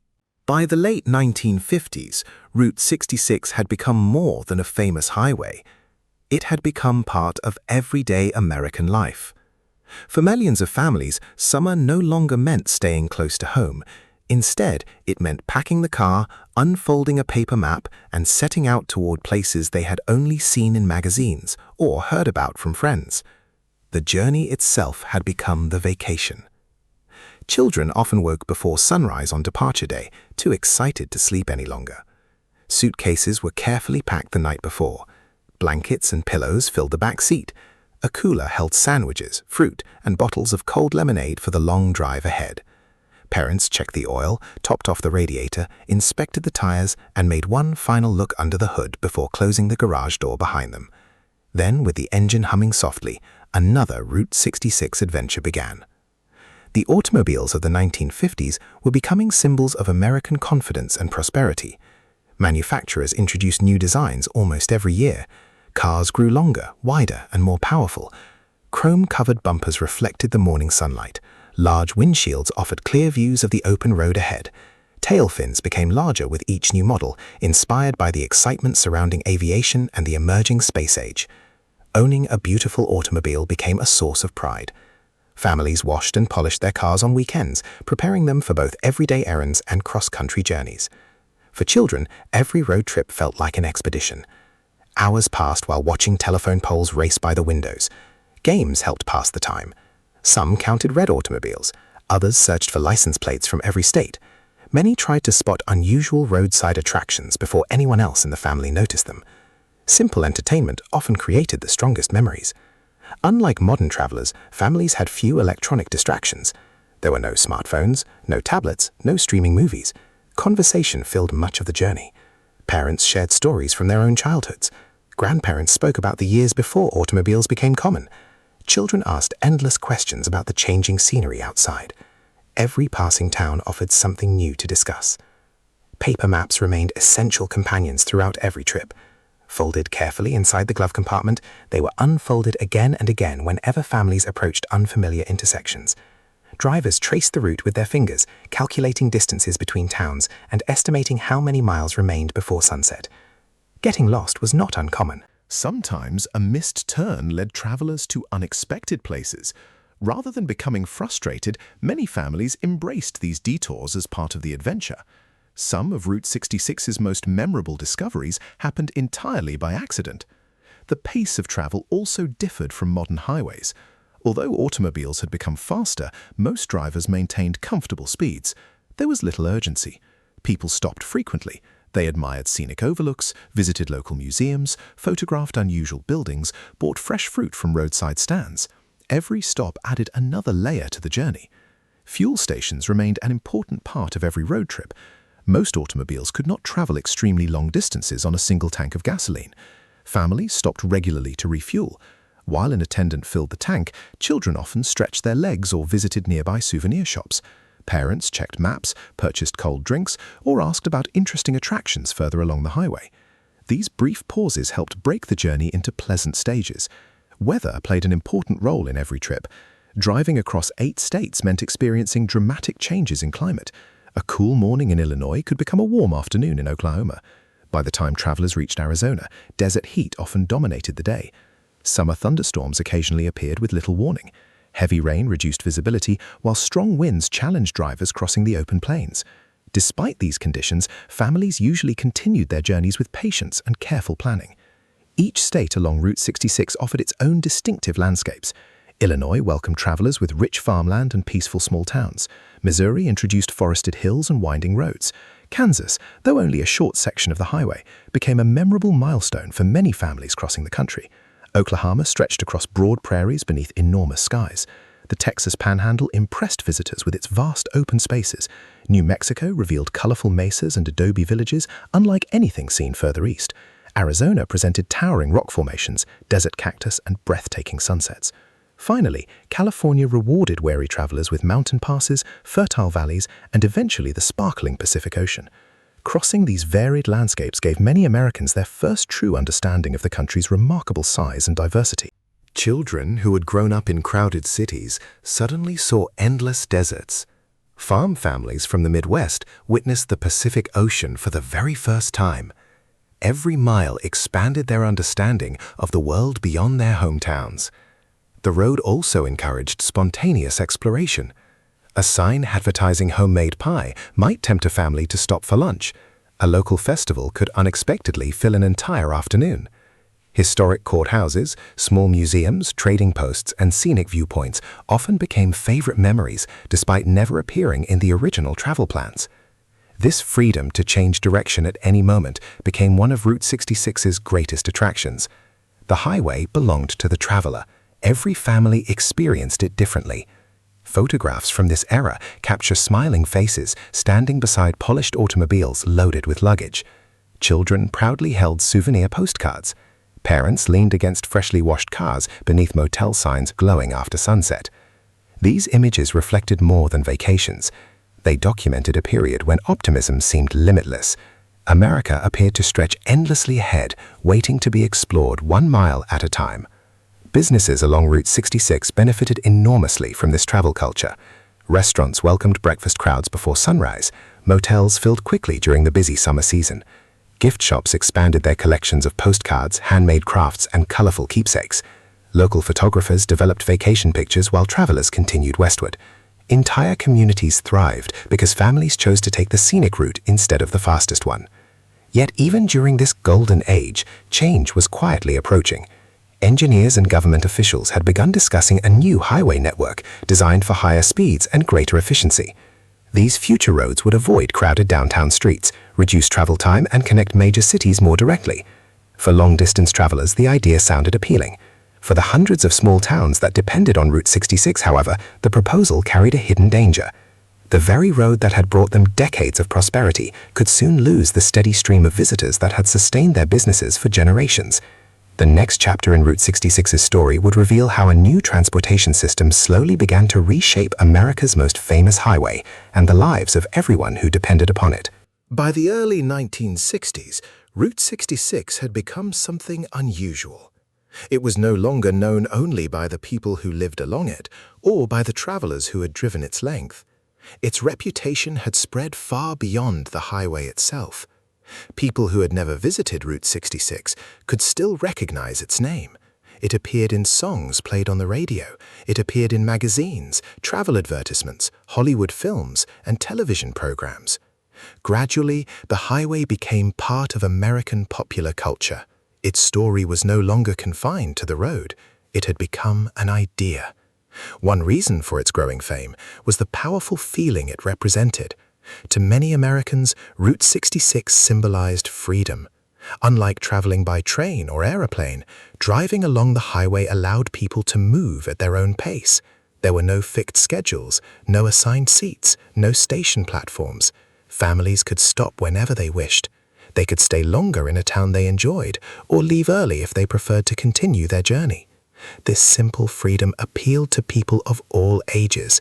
Young adults often dreamed of taking long road trips after finishing school. For them, Route 66 represented independence and the excitement of discovering unfamiliar places. Newly married couples frequently chose the highway for their honeymoon journeys, believing the adventure itself would become part of their shared memories. Parents introduced their children to the road they had once explored in their own youth. Each generation passed the tradition to the next. Music helped strengthen the highway's growing reputation. Throughout the 1940s and 1950s, American musicians increasingly celebrated travel, automobiles, and the open road. Among the many songs inspired by this spirit, one became especially important. In 1946, songwriter Bobby Troup wrote Route 66. The song invited listeners to travel from Chicago to Los Angeles while visiting many of the towns along the famous highway. Its cheerful melody quickly became popular. Over the following decades, numerous musicians recorded their own versions, introducing the highway to new audiences around the world. Even people who had never driven across America came to recognize the name Route 66 simply by hearing the song. Radio stations played it regularly. Jukeboxes in diners echoed its familiar tune.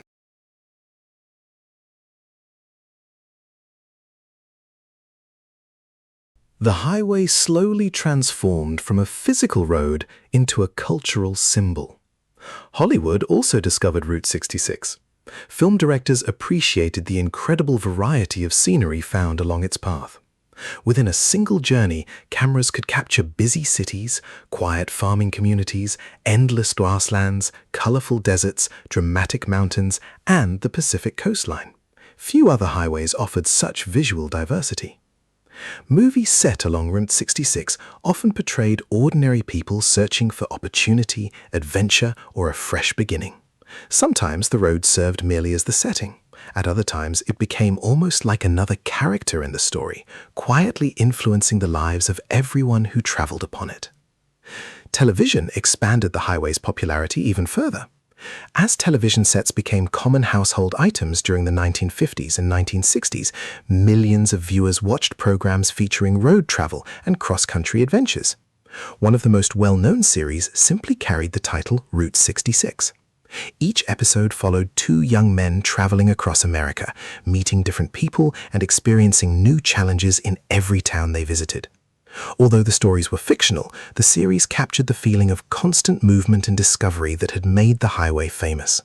For viewers who had never left their hometowns, the program offered a glimpse of distant landscapes and unfamiliar communities. Travel magazines eagerly promoted Route 66 as one of America's greatest driving experiences.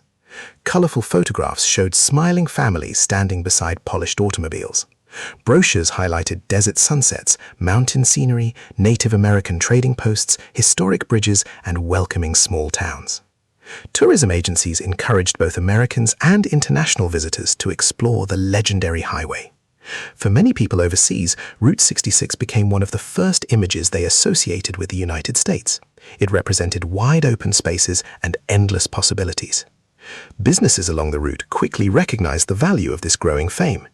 Restaurants displayed photographs of celebrities who had stopped for meals. Motels proudly advertised appearances in travel magazines. Souvenir shops began selling postcards, maps, keychains, coffee mugs, and signs decorated with the now famous Route 66 shield. Visitors wanted more than a vacation. They wanted a small piece of the legend to take home. The highway also inspired artists and photographers. Painters captured glowing neon signs beneath evening skies. Photographers documented weathered gas stations, classic automobiles, and lonely desert landscapes. Writers filled books with personal stories gathered from people living along the route. Each artist viewed Route 66 differently, yet most reached a similar conclusion. The highway represented more than transportation. It represented movement, possibility, and change. Interestingly, the legend of Route 66 continued growing even as the road itself began facing serious challenges. During the late 1950s and throughout the 1960s, newly constructed interstate highways gradually diverted more traffic away from the older road. Some travelers appreciated the faster routes. Others missed the slower pace and personal character of Route 66. For business owners watching fewer customers arrive each season, the changes became increasingly difficult. Still, many visitors deliberately chose the older highway. They preferred its small towns, family-owned restaurants, and unique roadside attractions. Unlike the new interstates, Route 66 encouraged people to slow down and notice the communities through which they traveled. This difference became part of its enduring appeal. By the end of the 1960s, Route 66 had achieved something very few roads ever accomplish. It had become an international symbol. Visitors from Europe, Asia, Australia, and many other parts of the world dreamed of one day driving its historic path. For them, Route 66 represented an America they had come to know through books, films, music, and television. Yet behind this worldwide popularity, many of the towns that had helped create the legend were beginning to struggle. The traffic that once filled their streets was steadily disappearing. Businesses that had welcomed travelers for decades now watched automobiles speed past on newer highways built several miles away. The next chapter would explore how the rise of the interstate highway system gradually transformed Route 66 from America's busiest road into one of its most treasured memories. For more than 3 decades, Route 66 had connected hundreds of towns across the American landscape. It carried farmers to market, families on vacation, migrants searching for work, and soldiers traveling during wartime. Along its path, thousands of small businesses had grown beside the steady flow of passing automobiles. For many communities, the highway was more than a road. It was the center of daily life. But during the 1950s, transportation planners began thinking about the future. America's population was growing rapidly. More families owned automobiles than ever before. Large trucks carried increasing amounts of freight between major cities. The highways that had once seemed modern were now becoming crowded. Traffic slowed as vehicles passed through busy downtown streets. Sharp curves and narrow bridges created delays. Long-distance drivers often spent hours moving through one small town after another. Government officials believed the country needed a new kind of road. Instead of winding through communities, these highways would travel around them. Instead of stopping at traffic lights and railroad crossings, drivers would continue without interruption. The goal was simple: safer roads, faster travel, greater efficiency. In 1956, President Dwight D. Eisenhower signed the Federal Aid Highway Act, one of the most important transportation laws in American history. The legislation created the Interstate highway system, an enormous network of modern highways stretching across the nation. Construction began almost immediately. Unlike Route 66, which often followed older roads and passed directly through towns, the new interstates were designed for speed. Wide lanes replaced narrow pavement. Gentle curves allowed higher driving speeds. Limited access meant drivers entered and exited only at carefully planned interchanges. Traffic lights became unnecessary. Railroad crossings disappeared. For travelers making long-distance journeys, the advantages were obvious. Trips that once required several days could now be completed much more quickly. Truck drivers saved valuable time transporting goods. Families reached vacation destinations with fewer delays. Commercial transportation became faster and more reliable. The new highways represented remarkable engineering achievements. Yet every improvement came with consequences. Many sections of the interstate highway system closely paralleled Route 66. In some places, the interstate was built only a few miles away. Elsewhere, entirely new alignments bypassed older communities. At first, local business owners remained optimistic. They believed travelers would continue choosing the familiar highway. After all, Route 66 had served Americans faithfully for decades. Its cafes were busy, its motels welcomed thousands of guests, its filling stations remained active. Surely people would not abandon such a famous road overnight. But change arrived gradually. A family driving from Chicago to Los Angeles now faced a choice. The interstate offered faster travel. Route 66 offered a slower, more scenic experience. Many people, especially those with limited vacation time, selected the newer highway. One automobile made little difference, then another, then hundreds more. Within only a few years, traffic along many sections of Route 66 noticeably declined. For travelers, the change often passed unnoticed. They simply reached their destinations more quickly. For small towns, however, the effects were immediate. A cafe that once served breakfast to 50 travelers might now welcome only 20. A motel that had proudly displayed its no vacancy sign throughout the summer suddenly found empty rooms waiting for guests who never arrived. Gas stations sold less fuel. Gift shops saw fewer customers. Repair garages serviced fewer automobiles. Business owners tried many different ideas to attract visitors. Some installed larger roadside signs. Others expanded their menus or remodeled motel rooms. A few created unusual attractions, hoping curious travelers would leave the interstate for a short visit. Some communities organized festivals celebrating local history. Others promoted nearby natural landmarks. While these efforts helped in certain places, they could not completely reverse the changing patterns of travel. Many families now viewed highways differently. Earlier generations had treated the journey itself as part of the adventure. The newer generation increasingly focused on reaching the destination as quickly as possible. Speed became more valuable than exploration. Efficiency replaced curiosity. As a result, many of the spontaneous stops that had once defined Route 66 became less common. Children no longer discovered unexpected roadside attractions as often. Parents spent less time exploring unfamiliar towns. The relationship between travelers and local communities slowly weakened. Some businesses managed to adapt successfully. Restaurants attracted local customers instead of relying entirely on tourists. Gas stations modernized their facilities. Motels welcomed business travelers working in nearby cities. Others, unfortunately, had fewer options. Without enough passing traffic, many family-owned businesses quietly closed their doors. Neon signs that had glowed brightly every evening gradually went dark. Empty parking lots replaced the lively scenes of earlier decades. Across the southwest, entire stretches of Route 66 became noticeably quieter. Residents who had grown up watching endless streams of automobiles now experienced peaceful afternoons with only occasional vehicles passing by. For older generations, the silence felt unfamiliar. Many remembered a time when the highway never truly slept. Some communities experienced population declines as younger residents moved elsewhere in search of employment. Schools enrolled fewer students. Local shops closed. Historic buildings stood empty. Although these towns remained beautiful, their busiest years seemed increasingly distant. Yet something unexpected also began happening. As Route 66 became less crowded, people started appreciating it for different reasons. Photographers admired its weathered gas stations and vintage neon signs. Historians recognized its importance in American transportation history. Travelers seeking authentic experiences deliberately avoided the busy interstates, choosing instead to explore the quieter, older road. What had once been considered outdated slowly began acquiring historical value. The highway was changing once again. Not through expansion, not through prosperity, but through memory. The very qualities that had once made Route 66 seem old-fashioned, its small towns, family-owned businesses, and slower pace, were becoming its greatest strengths. Still, the official future of the highway remained uncertain. More and more sections were being replaced by interstate highways every year. Road signs disappeared, maps gradually emphasized newer routes. Many people wondered how much longer Route 66 would continue to exist as an official highway. That question would finally be answered during the 1980s, when one government decision brought an end to Route 66 as America had known it for nearly 60 years. By the early 1980s, much of Route 66 no longer looked the way it had during its golden years.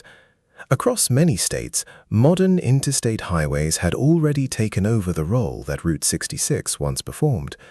Long-distance travelers now preferred the wider, faster roads. Freight companies relied on the interstate system to deliver goods more efficiently. For many Americans, Route 66 had quietly become an alternative rather than a necessity. Yet, despite these changes, the old highway was still there. Its familiar road signs guided drivers through small towns. Historic cafes continued serving loyal customers. A handful of family-owned motels still welcomed visitors each evening. For the people who lived along the route, it remained an important part of daily life. Many hoped it would always exist. However, transportation officials viewed the situation differently.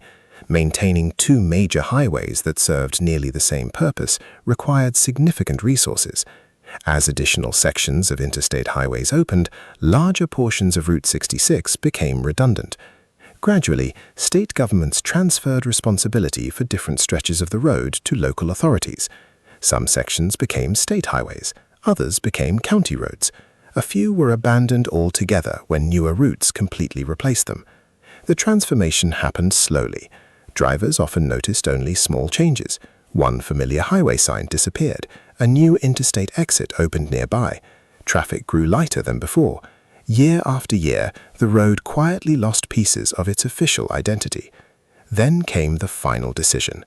In 1985, the United States officially removed U.S. Route 66 from the National Highway System.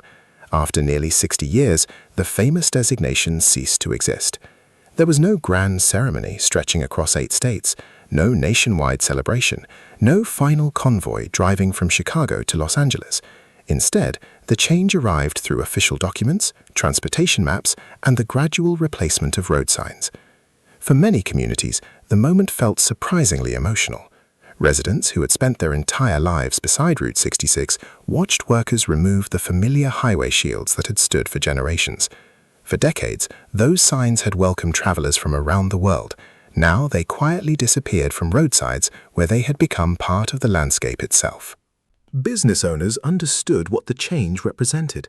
The highway that had built their communities no longer existed as an official national route. Some accepted the decision as an unavoidable consequence of progress. Others felt they were watching an important chapter of American history come to an end. Older residents often shared stories with younger generations.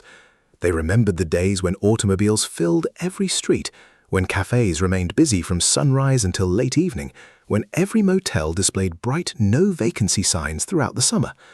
Those memories now belonged to another era. Yet something remarkable happened almost immediately after Route 66 lost its official status. People began realizing just how much they missed it. Historians started documenting its past. Photographers traveled the old road, capturing weathered gas stations, faded advertisements, classic bridges, and abandoned motels before they disappeared forever. Writers collected memories from mechanics, waitresses, motel owners, truck drivers, and long-time residents who had spent decades welcoming travelers. Their stories revealed that Route 66 had never been simply a highway. It had been a community stretching across 8 states.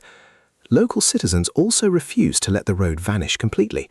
Volunteer groups organized meetings to discuss preserving important landmarks. Historical societies gathered old photographs, maps, and newspaper articles.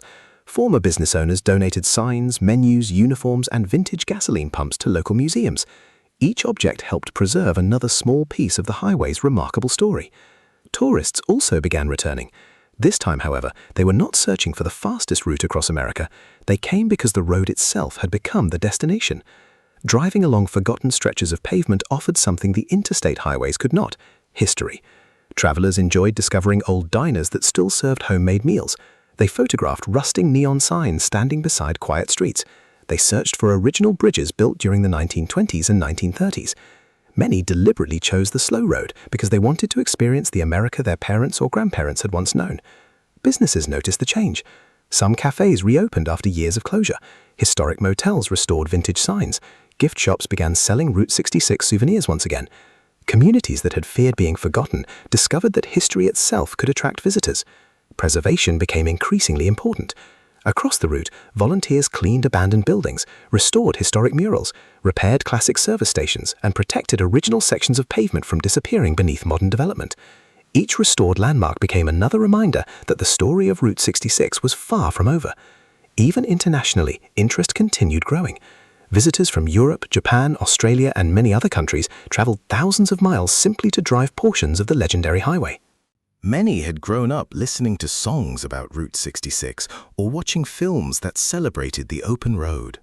Standing beside the famous highway signs fulfilled a lifelong dream. Ironically, Route 66 became even more famous after it officially disappeared. No longer viewed merely as an old transportation route, it became a symbol of American history, adventure, and nostalgia. People no longer asked how quickly they could travel from one city to another. Instead, they asked where they could still find the original road, which diners had survived, which bridges remained standing, which motels still welcomed guests after so many decades. The highway had entered a new chapter. It was no longer sustained by necessity. It was sustained by memory. And memory, unlike asphalt, does not easily fade. As preservation efforts gained momentum throughout the late 20th century, countless volunteers, historians, and local residents dedicated themselves to protecting the Mother Road for future generations. Their work would ensure that Route 66 remained alive, not as America's busiest highway, but as one of its most treasured historic journeys. Although Route 66 had disappeared from official highway maps in 1985, its story was far from over. Across the United States, thousands of people believed that losing the highway's official designation did not mean losing its history. To them, Route 66 represented something that could never be replaced. It was the road where grandparents had taken their first family vacation. It was the highway that had carried migrants during the Great Depression. It was the route traveled by soldiers during World War II. It was a place filled with memories that belonged not only to one generation, but to an entire nation. The question was no longer whether Route 66 still existed. The question had become how it could be preserved. The first efforts began at the local level. Residents in small towns realized that many historic buildings were quietly disappearing. Old service stations stood empty, motels closed after welcoming travelers for decades. Neon signs that once illuminated the night sky rusted beneath the sun. Some buildings faced demolition because maintaining them had become too expensive. Others simply fell into disrepair after years of neglect. Local volunteers decided that if no one acted, an important part of American history would vanish forever. Community groups organized weekend cleanup projects. Neighbors removed weeds growing around abandoned buildings. They repaired broken windows. Fresh paint covered weathered walls. Historic photographs helped restoration teams recreate buildings as they had appeared during Route 66's busiest years.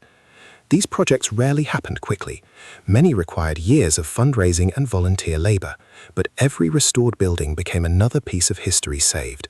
Soon, preservation efforts spread beyond individual towns. Historical societies formed across all 8 states once connected by Route 66. Researchers interviewed longtime residents before their memories were lost. They recorded stories from retired mechanics, waitresses, motel owners, truck drivers, police officers, and travelers. These conversations preserved countless personal experiences that official history books had never documented. Many museums also recognized the importance of the highway. Small local museums began collecting everyday objects from the Route 66 era. Old gasoline pumps, road maps, license plates, vintage motel signs, restaurant menus, postcards, travel brochures, uniforms worn by gas station attendants. Each object told a story about ordinary life along the Mother Road. Visitors soon discovered that these simple items often revealed more about history than grand monuments ever could. The famous Route 66 highway shield also returned. Communities installed replica road signs at important locations. Visitors eagerly photographed themselves beside the familiar black and white emblem. For many travelers, finding one of these restored signs became an essential part of the journey. Some even attempted to photograph every surviving Route 66 marker from Illinois to California. Neon signs received special attention during restoration efforts. For decades, these glowing lights had welcomed tired travelers after sunset. By the late 20th century, many no longer worked. Electric wiring had deteriorated, glass tubes had broken, metal frames had rusted. Restoring them required skilled craftspeople familiar with traditional neon technology. Although the work was expensive, the results transformed entire streets. As darkness fell, historic downtown districts once again glowed with light, recreating the atmosphere visitors remembered from the 1950s. Historic motels also found new life. Rather than replacing original architecture with modern designs, many owners carefully restored vintage rooms while adding discreet improvements for contemporary guests. Classic neon signs returned, old photographs decorated office walls, original furniture was repaired whenever possible. Guests no longer stayed simply because they needed a place to sleep. They came to experience a piece of living history. Family-owned diners followed a similar path. Some restaurants proudly continued serving recipes that had remained unchanged for generations. Visitors ordered homemade pies baked from family traditions dating back decades. Old jukeboxes played familiar music. Black and white photographs lined the walls, reminding customers of earlier years when Route 66 had been America's busiest highway. The atmosphere itself became part of the attraction. The preservation movement also inspired annual festivals. Towns organized classic car parades celebrating the automobiles that once filled the highway. Vintage trucks, motorcycles, and convertibles slowly cruised through historic downtown streets. Owners proudly displayed vehicles that had been carefully restored over many years. Visitors admired polished chrome, colorful paint, and handcrafted details rarely seen on modern automobiles. Music, food, and local history filled these celebrations. Families gathered not only to admire old cars, but also to share stories passed down through generations. Schools joined these efforts as well. Students interviewed grandparents who remembered traveling Route 66 during childhood. Local history projects encouraged young people to explore their own communities. Many discovered that ordinary buildings they passed every day possessed remarkable stories stretching back nearly a century. Through education, a new generation developed appreciation for the highway's legacy. National recognition gradually followed. Government agencies began identifying particularly important sections of Route 66 for preservation. Historic bridges, original pavement, and significant buildings received protection whenever possible. Grants helped communities restore landmarks that might otherwise have been lost. Although not every structure could be saved, many survived because local residents refused to let them disappear. International interest also continued growing. Travelers from around the world viewed Route 66 as one of America's most iconic destinations. Some spent weeks driving the old highway, stopping in every small town they encountered. Others traveled specifically to photograph vintage motels, historic cafes, abandoned gas stations, and classic roadside attractions. Local businesses welcomed these visitors with the same hospitality that had defined Route 66 since the 1920s. What surprised many longtime residents was how the highway had found a second life. During its busiest years, Route 66 had been valued because it connected cities efficiently. Now it was valued because it slowed people down. Travelers no longer rushed from one destination to another. They paused to read historical markers. They spoke with local shop owners. They explored museums. They appreciated quiet streets that had once echoed with thousands of passing automobiles. The slower pace allowed visitors to notice details that modern highways often encourage people to ignore. Brick front stores built nearly a century earlier, hand-painted advertisements fading gently on old walls, weathered bridges carrying only a few cars each day, simple cafes where conversations still mattered more than speed. Route 66 had become something rare in the modern world, a place where history could still be experienced rather than merely remembered. And as more people returned to explore the Mother Road, they discovered that every surviving mile still had another story waiting to be told. The final chapters of Route 66 will reveal not only why millions continue to travel this legendary highway today, but also why its legacy remains just as powerful as it was nearly 100 years ago. Nearly 100 years have passed since Route 66 was officially established in 1926. The automobiles have changed, The towns have changed. America itself has changed.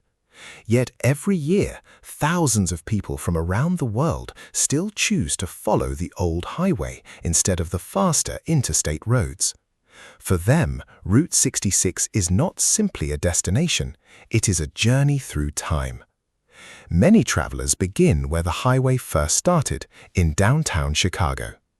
Standing at the historic starting point, they often take a photograph beside the famous Route 66 sign before beginning the long drive towards California. Some complete the entire journey over 2 or 3 weeks. Others explore only a single state. Regardless of the distance they travel, most share the same goal: to experience the road as earlier generations once did. Unlike modern highways, Route 66 encourages patience. There is little reason to hurry. Many of the most interesting places are found not at the end of the journey, but along the way.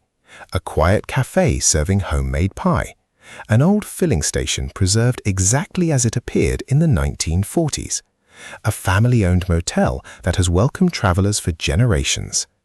These simple places often become the most memorable stops. Driving through Illinois offers a gentle introduction to the highway.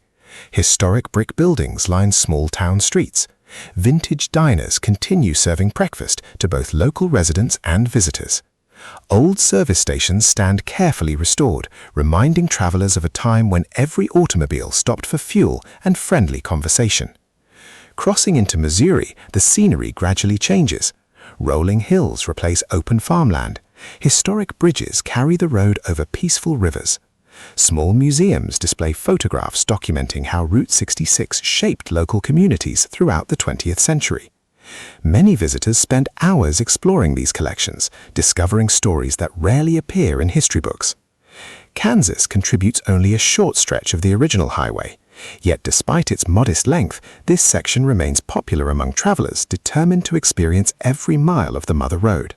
Its quiet streets and carefully preserved landmarks demonstrate that even the smallest communities played an important role in the highway's history. Oklahoma contains one of the longest surviving sections of Route 66. For many enthusiasts, it represents the heart of the highway. Historic theaters continue welcoming audiences. Nearly 100 years have passed since Route 66 was officially established in 1926. The automobiles have changed, the towns have changed, America itself has changed. Yet every year, thousands of people from around the world still choose to follow the old highway instead of the faster interstate roads. For them, Route 66 is not simply a destination, it is a journey through time. Many travelers begin where the highway first started, in downtown Chicago. Standing at the historic starting point, they often take a photograph beside the famous Route 66 sign before beginning the long drive towards California. Some complete the entire journey over 2 or 3 weeks. Others explore only a single state. Regardless of the distance they travel, most share the same goal: to experience the road as earlier generations once did. Unlike modern highways, Route 66 encourages patience. There is little reason to hurry. Many of the most interesting places are found not at the end of the journey, but along the way. A quiet cafe serving homemade pie. An old filling station preserved exactly as it appeared in the 1940s. A family-owned motel that has welcomed travelers for generations. These simple places often become the most memorable stops. Driving through Illinois offers a gentle introduction to the highway. Historic brick buildings line small town streets. Vintage diners continue serving breakfast to both local residents and visitors. Old service stations stand carefully restored, reminding travelers of a time when every automobile stopped for fuel and friendly conversation. Crossing into Missouri, the scenery gradually changes. Rolling hills replace open farmland. Historic bridges carry the road over peaceful rivers.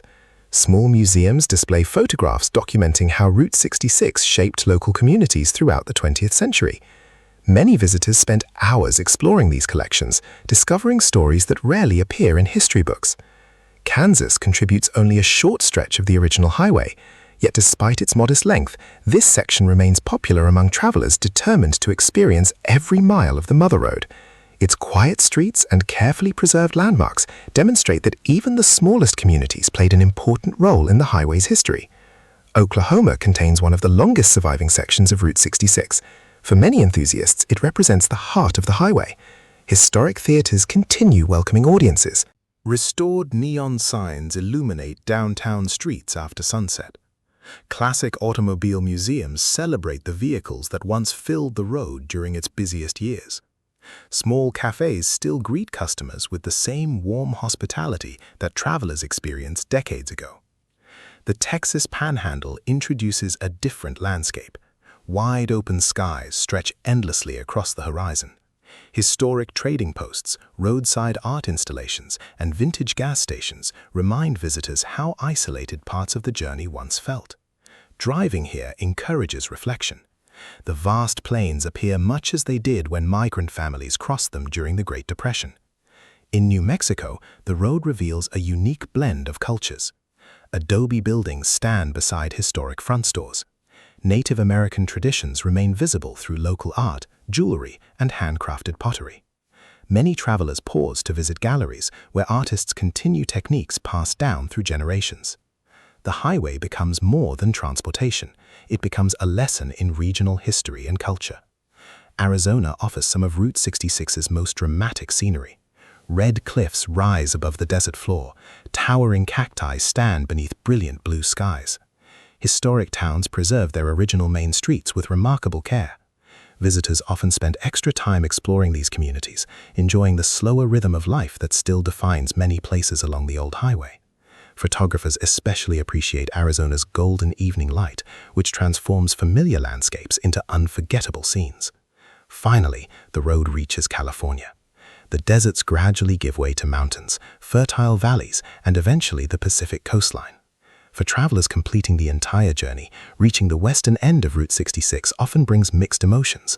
There is satisfaction in finishing a remarkable adventure. There is also a quiet sadness that the journey has come to an end. Many discover that the road itself had become their favorite destination. One of the most noticeable differences between Route 66 and modern interstate highways is the pace of life. On the interstate, drivers often stop only for fuel before continuing their journey. Along Route 66, people linger. They sit inside local cafes talking with longtime residents. They browse antique shops filled with forgotten treasures. They explore museums created by passionate volunteers determined to preserve local history. Conversations become part of the experience. Many business owners happily share stories about their communities. Some remember when thousands of automobiles passed their doors each day. Others describe restoration projects that saved historic buildings from demolition. These personal memories add something no guidebook can provide. The highway also attracts automobile enthusiasts. Every year, classic car owners drive vintage vehicles along sections of Route 66, recreating the road trips of the 1950s. Seeing beautifully restored automobiles parked outside historic diners creates scenes that seem almost untouched by time. Visitors often gather to admire the craftsmanship, while owners proudly explain the history of their vehicles. Motorcyclists also consider Route 66 one of the world's great touring roads. The changing landscapes, welcoming towns, and historic atmosphere make the journey especially rewarding. Unlike faster highways designed primarily for efficiency, the Mother Road invites travelers to appreciate every mile. International tourism continues growing as well. Visitors arrive from Europe, Japan, Australia, South Korea, Brazil, and many other countries.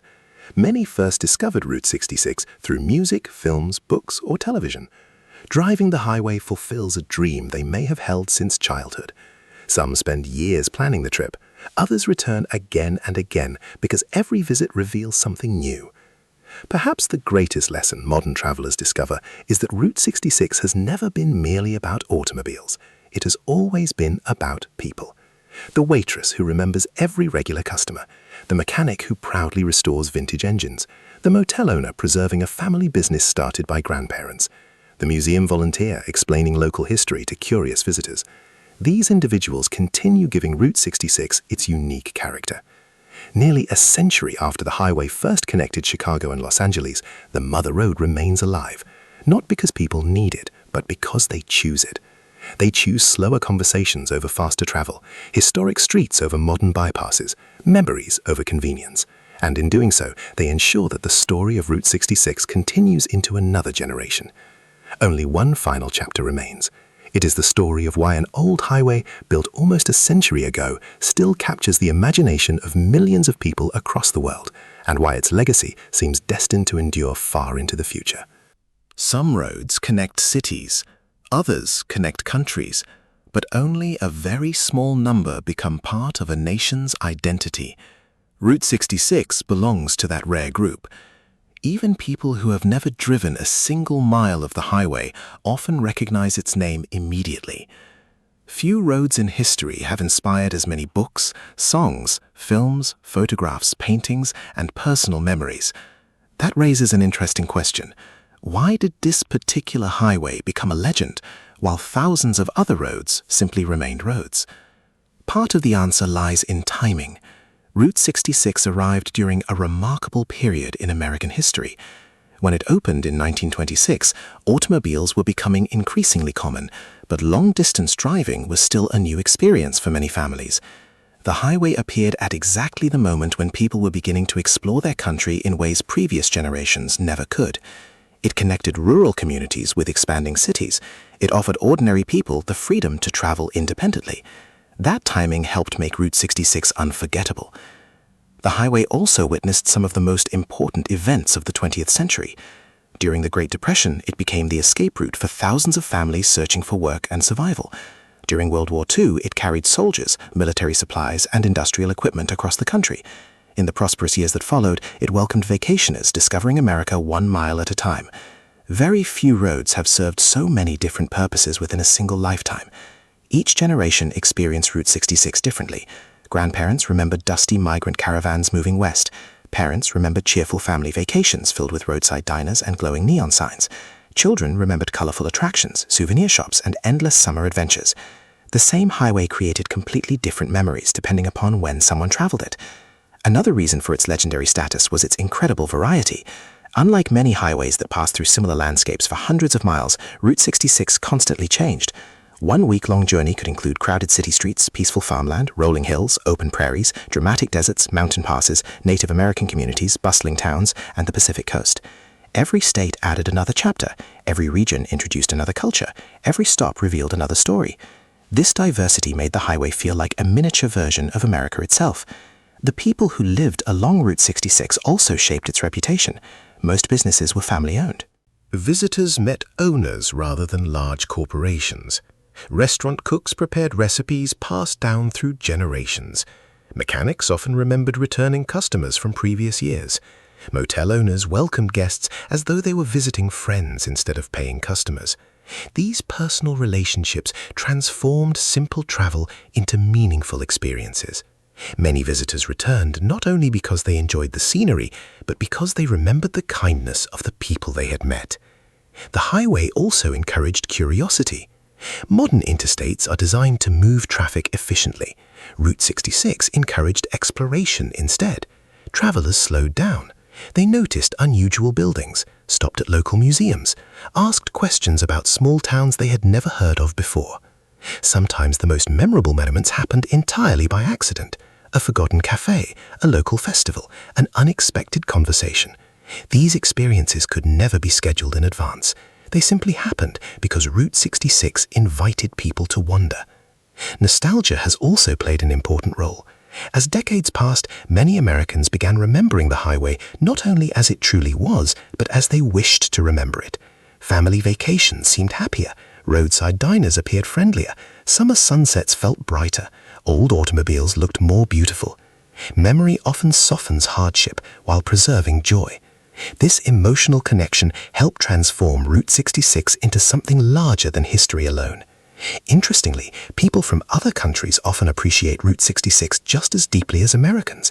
For many international visitors, the highway represents ideas they associate with the United States: freedom, adventure, open landscapes, independent travel, the opportunity to discover something unexpected around every corner. Whether these impressions are entirely accurate matters less than the feelings the highway inspires. few roads anywhere in the world possess such universal recognition. Technology has changed the experience of travel. Modern drivers use satellite navigation instead of folded paper maps. Digital cameras have replaced rolls of film. Electric vehicles now share the road with classic automobiles. Reservations can be made instantly using smartphones. Yet despite these changes, the appeal of Route 66 remains remarkably similar. People still pause beside historic road signs. They still photograph vintage neon lights glowing after sunset. They still enjoy conversations with local residents who proudly preserve their community's history. The methods of travel have evolved. The reasons for traveling have remained surprisingly constant. There is also another lesson hidden within Route 66's story. Progress often brings unexpected consequences. The interstate highway system made transportation faster, safer, and more efficient. Few would argue against those achievements. Yet in creating faster roads, America also lost some slower experiences. Small roadside conversations became less common. Unexpected discoveries became rarer. Many family businesses disappeared. The convenience of speed sometimes came at the cost of connection. Route 66 reminds us that history is rarely simple. Progress and conservation often exist side by side. One does not always replace the other completely. Instead, societies continually decide which parts of their past deserve protection while embracing the future. Perhaps that is why Route 66 continues to matter. It reminds people that journeys are not measured only by miles. They are measured by the people encountered, the stories collected, the places remembered, and the moments that unexpectedly become lifelong memories. Today, children who were born nearly a century after Route 66 first opened still dream of driving its historic path. Classic automobiles continue cruising beneath restored neon signs. Family-owned diners still serve travelers. Historic bridges still carry traffic across quiet rivers. The Mother Road continues moving forward, not through necessity, but through affection. Its asphalt may have aged, its official highway designation may have disappeared, but its place in history remains secure. In the end, Route 66 never truly belonged to governments, maps, or road signs. It belonged to the millions of ordinary people who traveled it. And as long as their stories continue to be shared, the legend of the Mother Road will continue its journey, mile after mile, generation after generation. Every famous road has its well-known landmarks. But beyond the bright neon signs, popular diners, and restored motels, Route 66 also holds hundreds of quieter stories that many travelers never notice. Some are hidden behind abandoned buildings. Others survive only in old photographs or fading memories. These forgotten places remind us that history is often found in the smallest details. If you drive the entire length of Route 66 today, you will eventually come across towns that seem almost frozen in time. Their streets are quiet. Storefront windows reflect empty sidewalks. Old brick buildings still stand, although many have not welcomed customers for decades. In some places, it feels as though the highway simply kept moving while time remained behind. During the busiest years of Route 66, these same streets were filled with life. Automobiles lined the curbs, children rode bicycles after school, the smell of fresh bread drifted from neighborhood bakeries, gas station bells rang as cars pulled up to the pumps, restaurant doors opened and closed constantly throughout the day. Every business depended on the steady flow of travelers. When the interstate highways redirected traffic elsewhere, that rhythm slowly disappeared. Many towns adapted successfully, others struggled. Some became what historians call bypassed communities. The people did not disappear overnight. Life continued. Schools remained open. Churches still held Sunday services. Neighbors continued greeting one another. But without thousands of passing travelers, local economies changed dramatically. Young people often moved away to find work in larger cities. Older residents remained, watching familiar buildings grow quieter each year. Walking through these towns today reveals countless reminders of earlier decades. An old movie theater with faded lettering above its entrance, a service station where vintage fuel pumps still stand beneath a weathered canopy, a motel courtyard where flowering plants continue blooming despite having few guests. Every building tells a silent story. Some bridges along Route 66 have survived for nearly a century. Constructed long before modern engineering equipment existed, many were built by skilled workers using concrete, steel, and careful craftsmanship. Thousands upon thousands of automobiles crossed these bridges, migrant families during the Great Depression generations ago. Roadside advertisements also reveal fascinating pieces of history.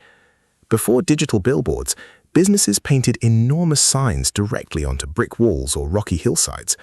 Some promoted motor oil, others advertised cafes, motels, or soft drinks. Decades of sunshine and rain have faded many of these paintings, yet careful observers can still recognize the original lettering. Historians call these faded advertisements ghost signs. They are advertisements that outlived the businesses they once promoted. Old cemeteries located near Route 66 tell another story. Many contain the graves of early settlers, railroad workers, merchants, and highway builders whose lives helped shape the communities surrounding the road.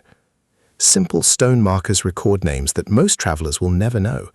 Yet without their efforts, many of these towns might never have existed at all. Nature has also reclaimed parts of the old highway. Where traffic disappeared decades ago, grasses grow through cracks in the pavement.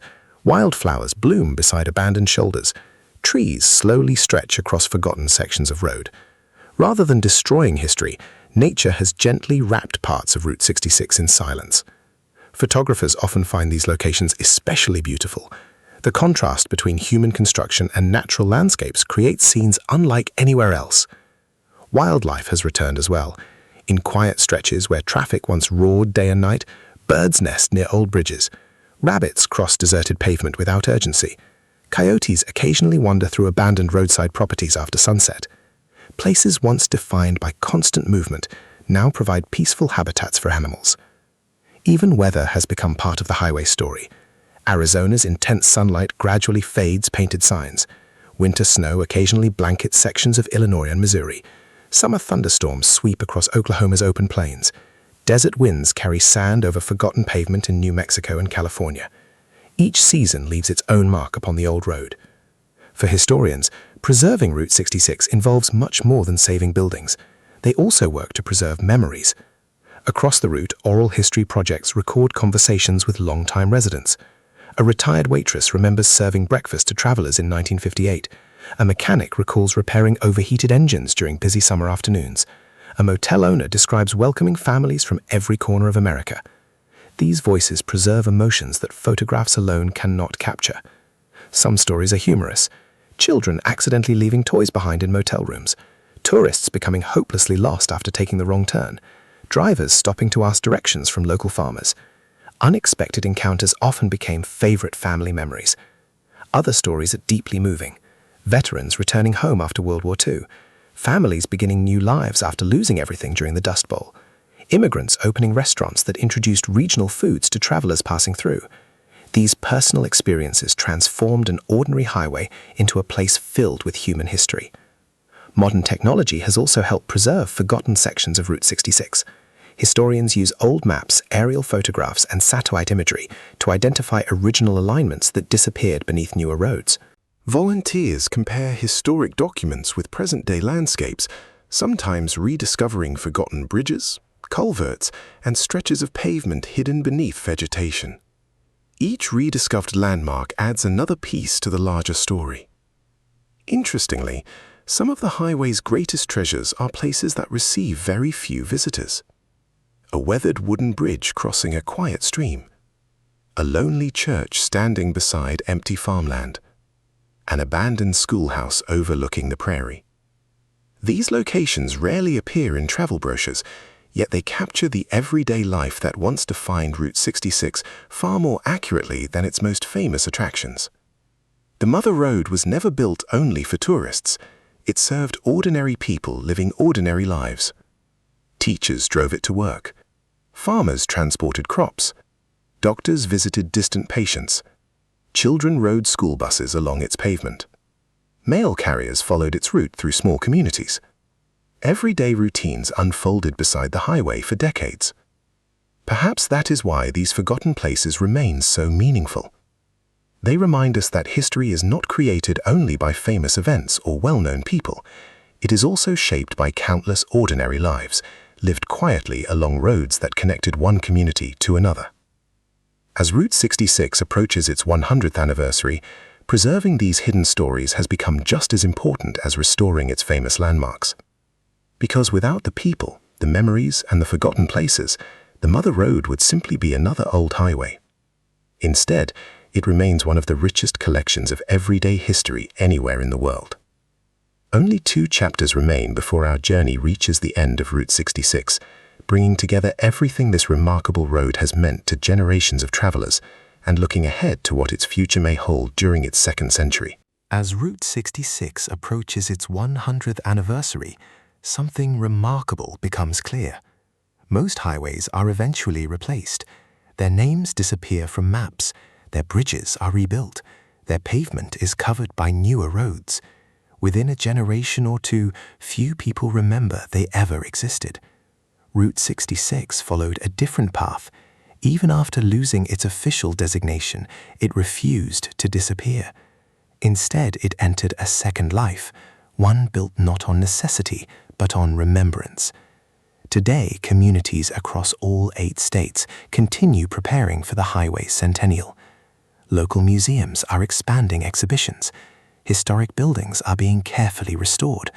Volunteers are cleaning old road signs, repairing vintage storefronts, and preserving photographs that capture everyday life along the Mother Road. These projects are rarely large or glamorous. Most are carried out by ordinary people who simply believe that the road deserves to be remembered. Many of the volunteers never experienced Route 66 during its busiest years. Some were born long after the highway was removed from the national system, yet they still devote countless hours to preserving its history. To them, Route 66 represents more than the past. It represents the value of protecting stories before they are lost forever. The centennial has also inspired new generations of travelers. Young families now drive sections of the highway with their children, introducing them to places that once fascinated grandparents. Classic automobiles share the road with modern electric vehicles. Motorcycles pass restored filling stations that first opened nearly a century ago.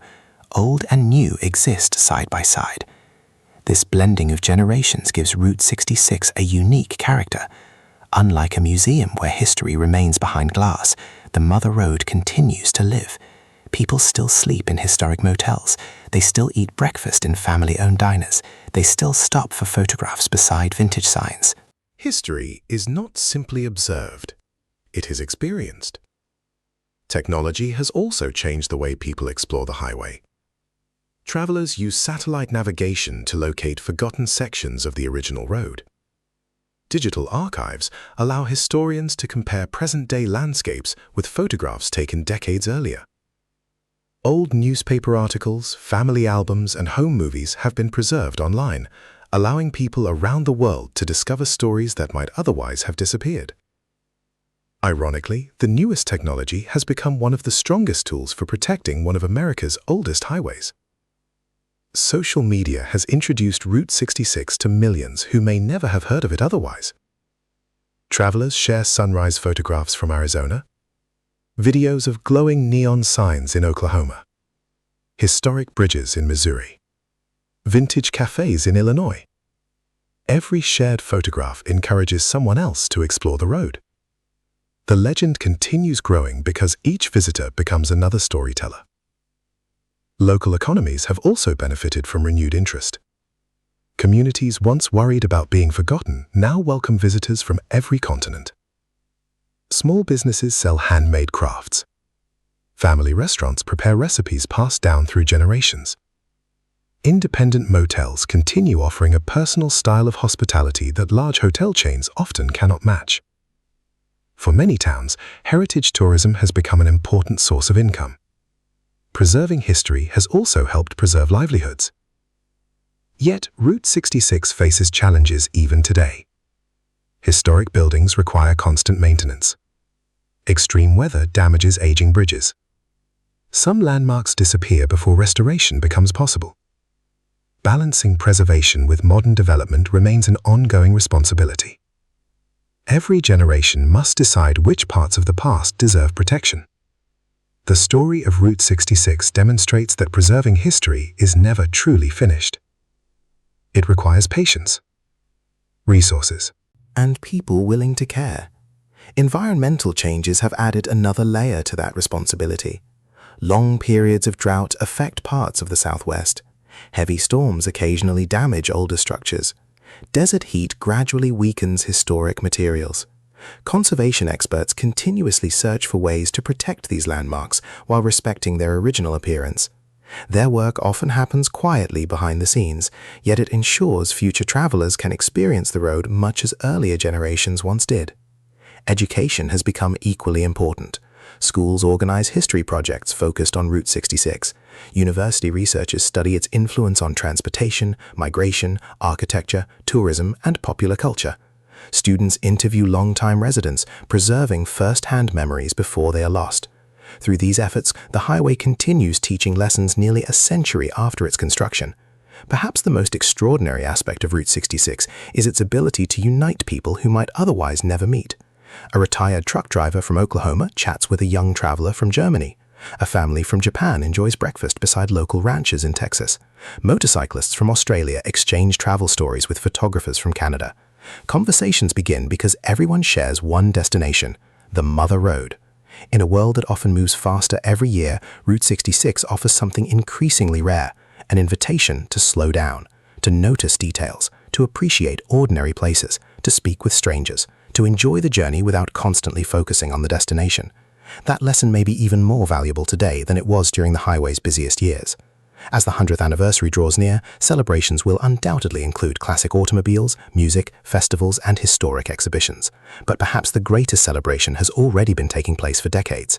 Every traveler who chooses the old road instead of the faster one keeps its story alive. Every restored diner preserves another memory. Every repaired bridge carries history forward.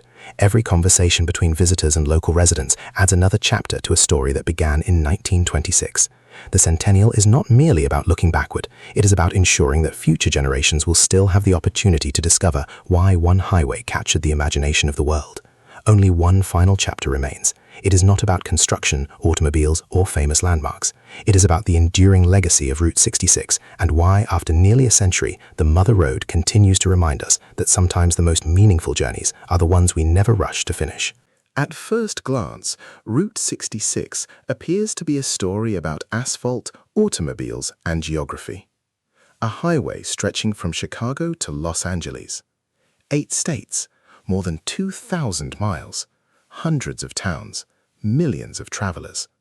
Yet after following its history from the 1920s to the present day, it becomes clear that the road itself was never the true story. The people were. Every mile of Route 66 carries invisible footprints left by generations who shaped its legacy. Construction workers who laid the first pavement beneath the summer sun. Farm families who packed everything they owned into aging automobiles during the Dust Bowl. Young soldiers who traveled west during World War II, uncertain of what awaited them overseas. Waitresses who served breakfast before sunrise. Mechanics who repaired overheated engines on scorching afternoons. Motel owners who greeted tired travelers with warm smiles after long days behind the wheel. Their names may never appear in history books, yet together they created the spirit that made Route 66 unforgettable. Few highways have witnessed such extraordinary moments in history. It saw the optimism of the Roaring Twenties, the hardship of the Great Depression, the courage demanded by World War II, the prosperity of the post-war years, the rise of family road trips, the arrival of the Interstate highway system, its own official disappearance, and finally, its remarkable rebirth as one of the world's most beloved historic roads. Each generation left another layer upon its story. The Mother Road reminds us that history is not made only by presidents, generals, or famous inventors. It is also written by ordinary people. Parents teaching children how to read a paper map. Grandparents sharing sandwiches beneath the shade of a roadside tree. Friends laughing inside a small-town diner. Families watching the desert sunset before continuing west. These quiet moments rarely appear in newspapers, yet they become the memories people carry throughout their lives. Perhaps that explains why Route 66 still inspires so much affection. People rarely say they simply drove Route 66. They say they experienced it. They remember conversations with strangers, unexpected discoveries, meals shared in family-owned cafes, old neon signs glowing against the evening sky. The feeling of watching one landscape slowly transform into another over the course of a single journey. The road invited people to notice the world around them. Modern highways often encourage efficiency. Route 66 encouraged curiosity. That difference remains one of its greatest gifts. It reminded travelers that the shortest route is not always the richest experience.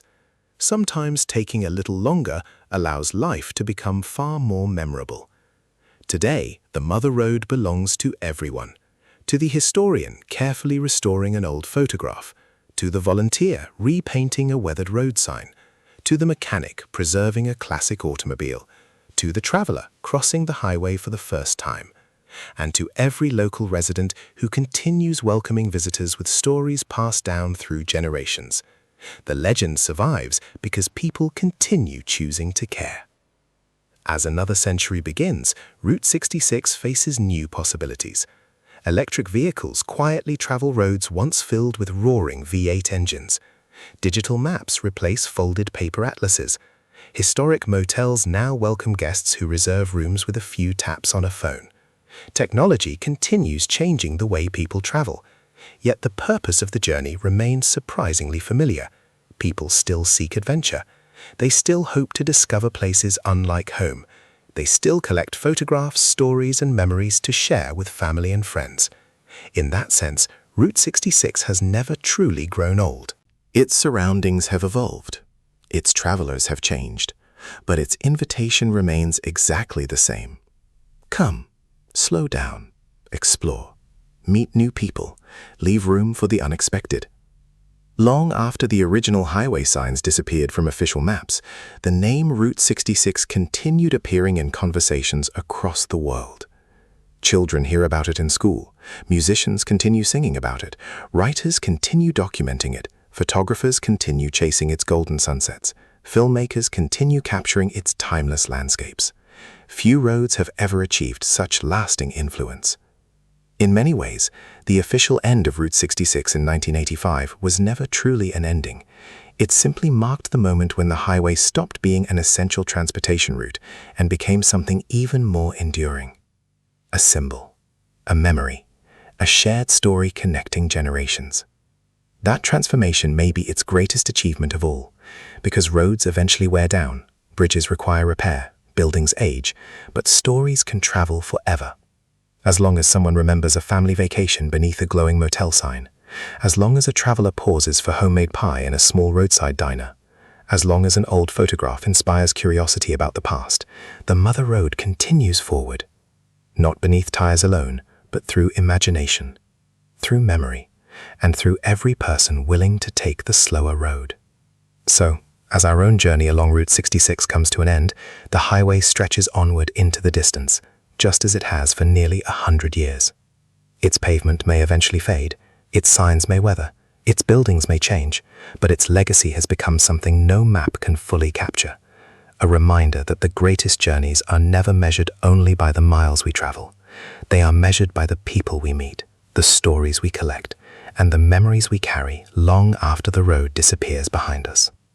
Thank you for joining this journey across America's Mother Road, and perhaps somewhere in the quiet miles ahead, another traveler will begin the same adventure, discovering one stop at a time why Route 66 will always remain far more than just a highway.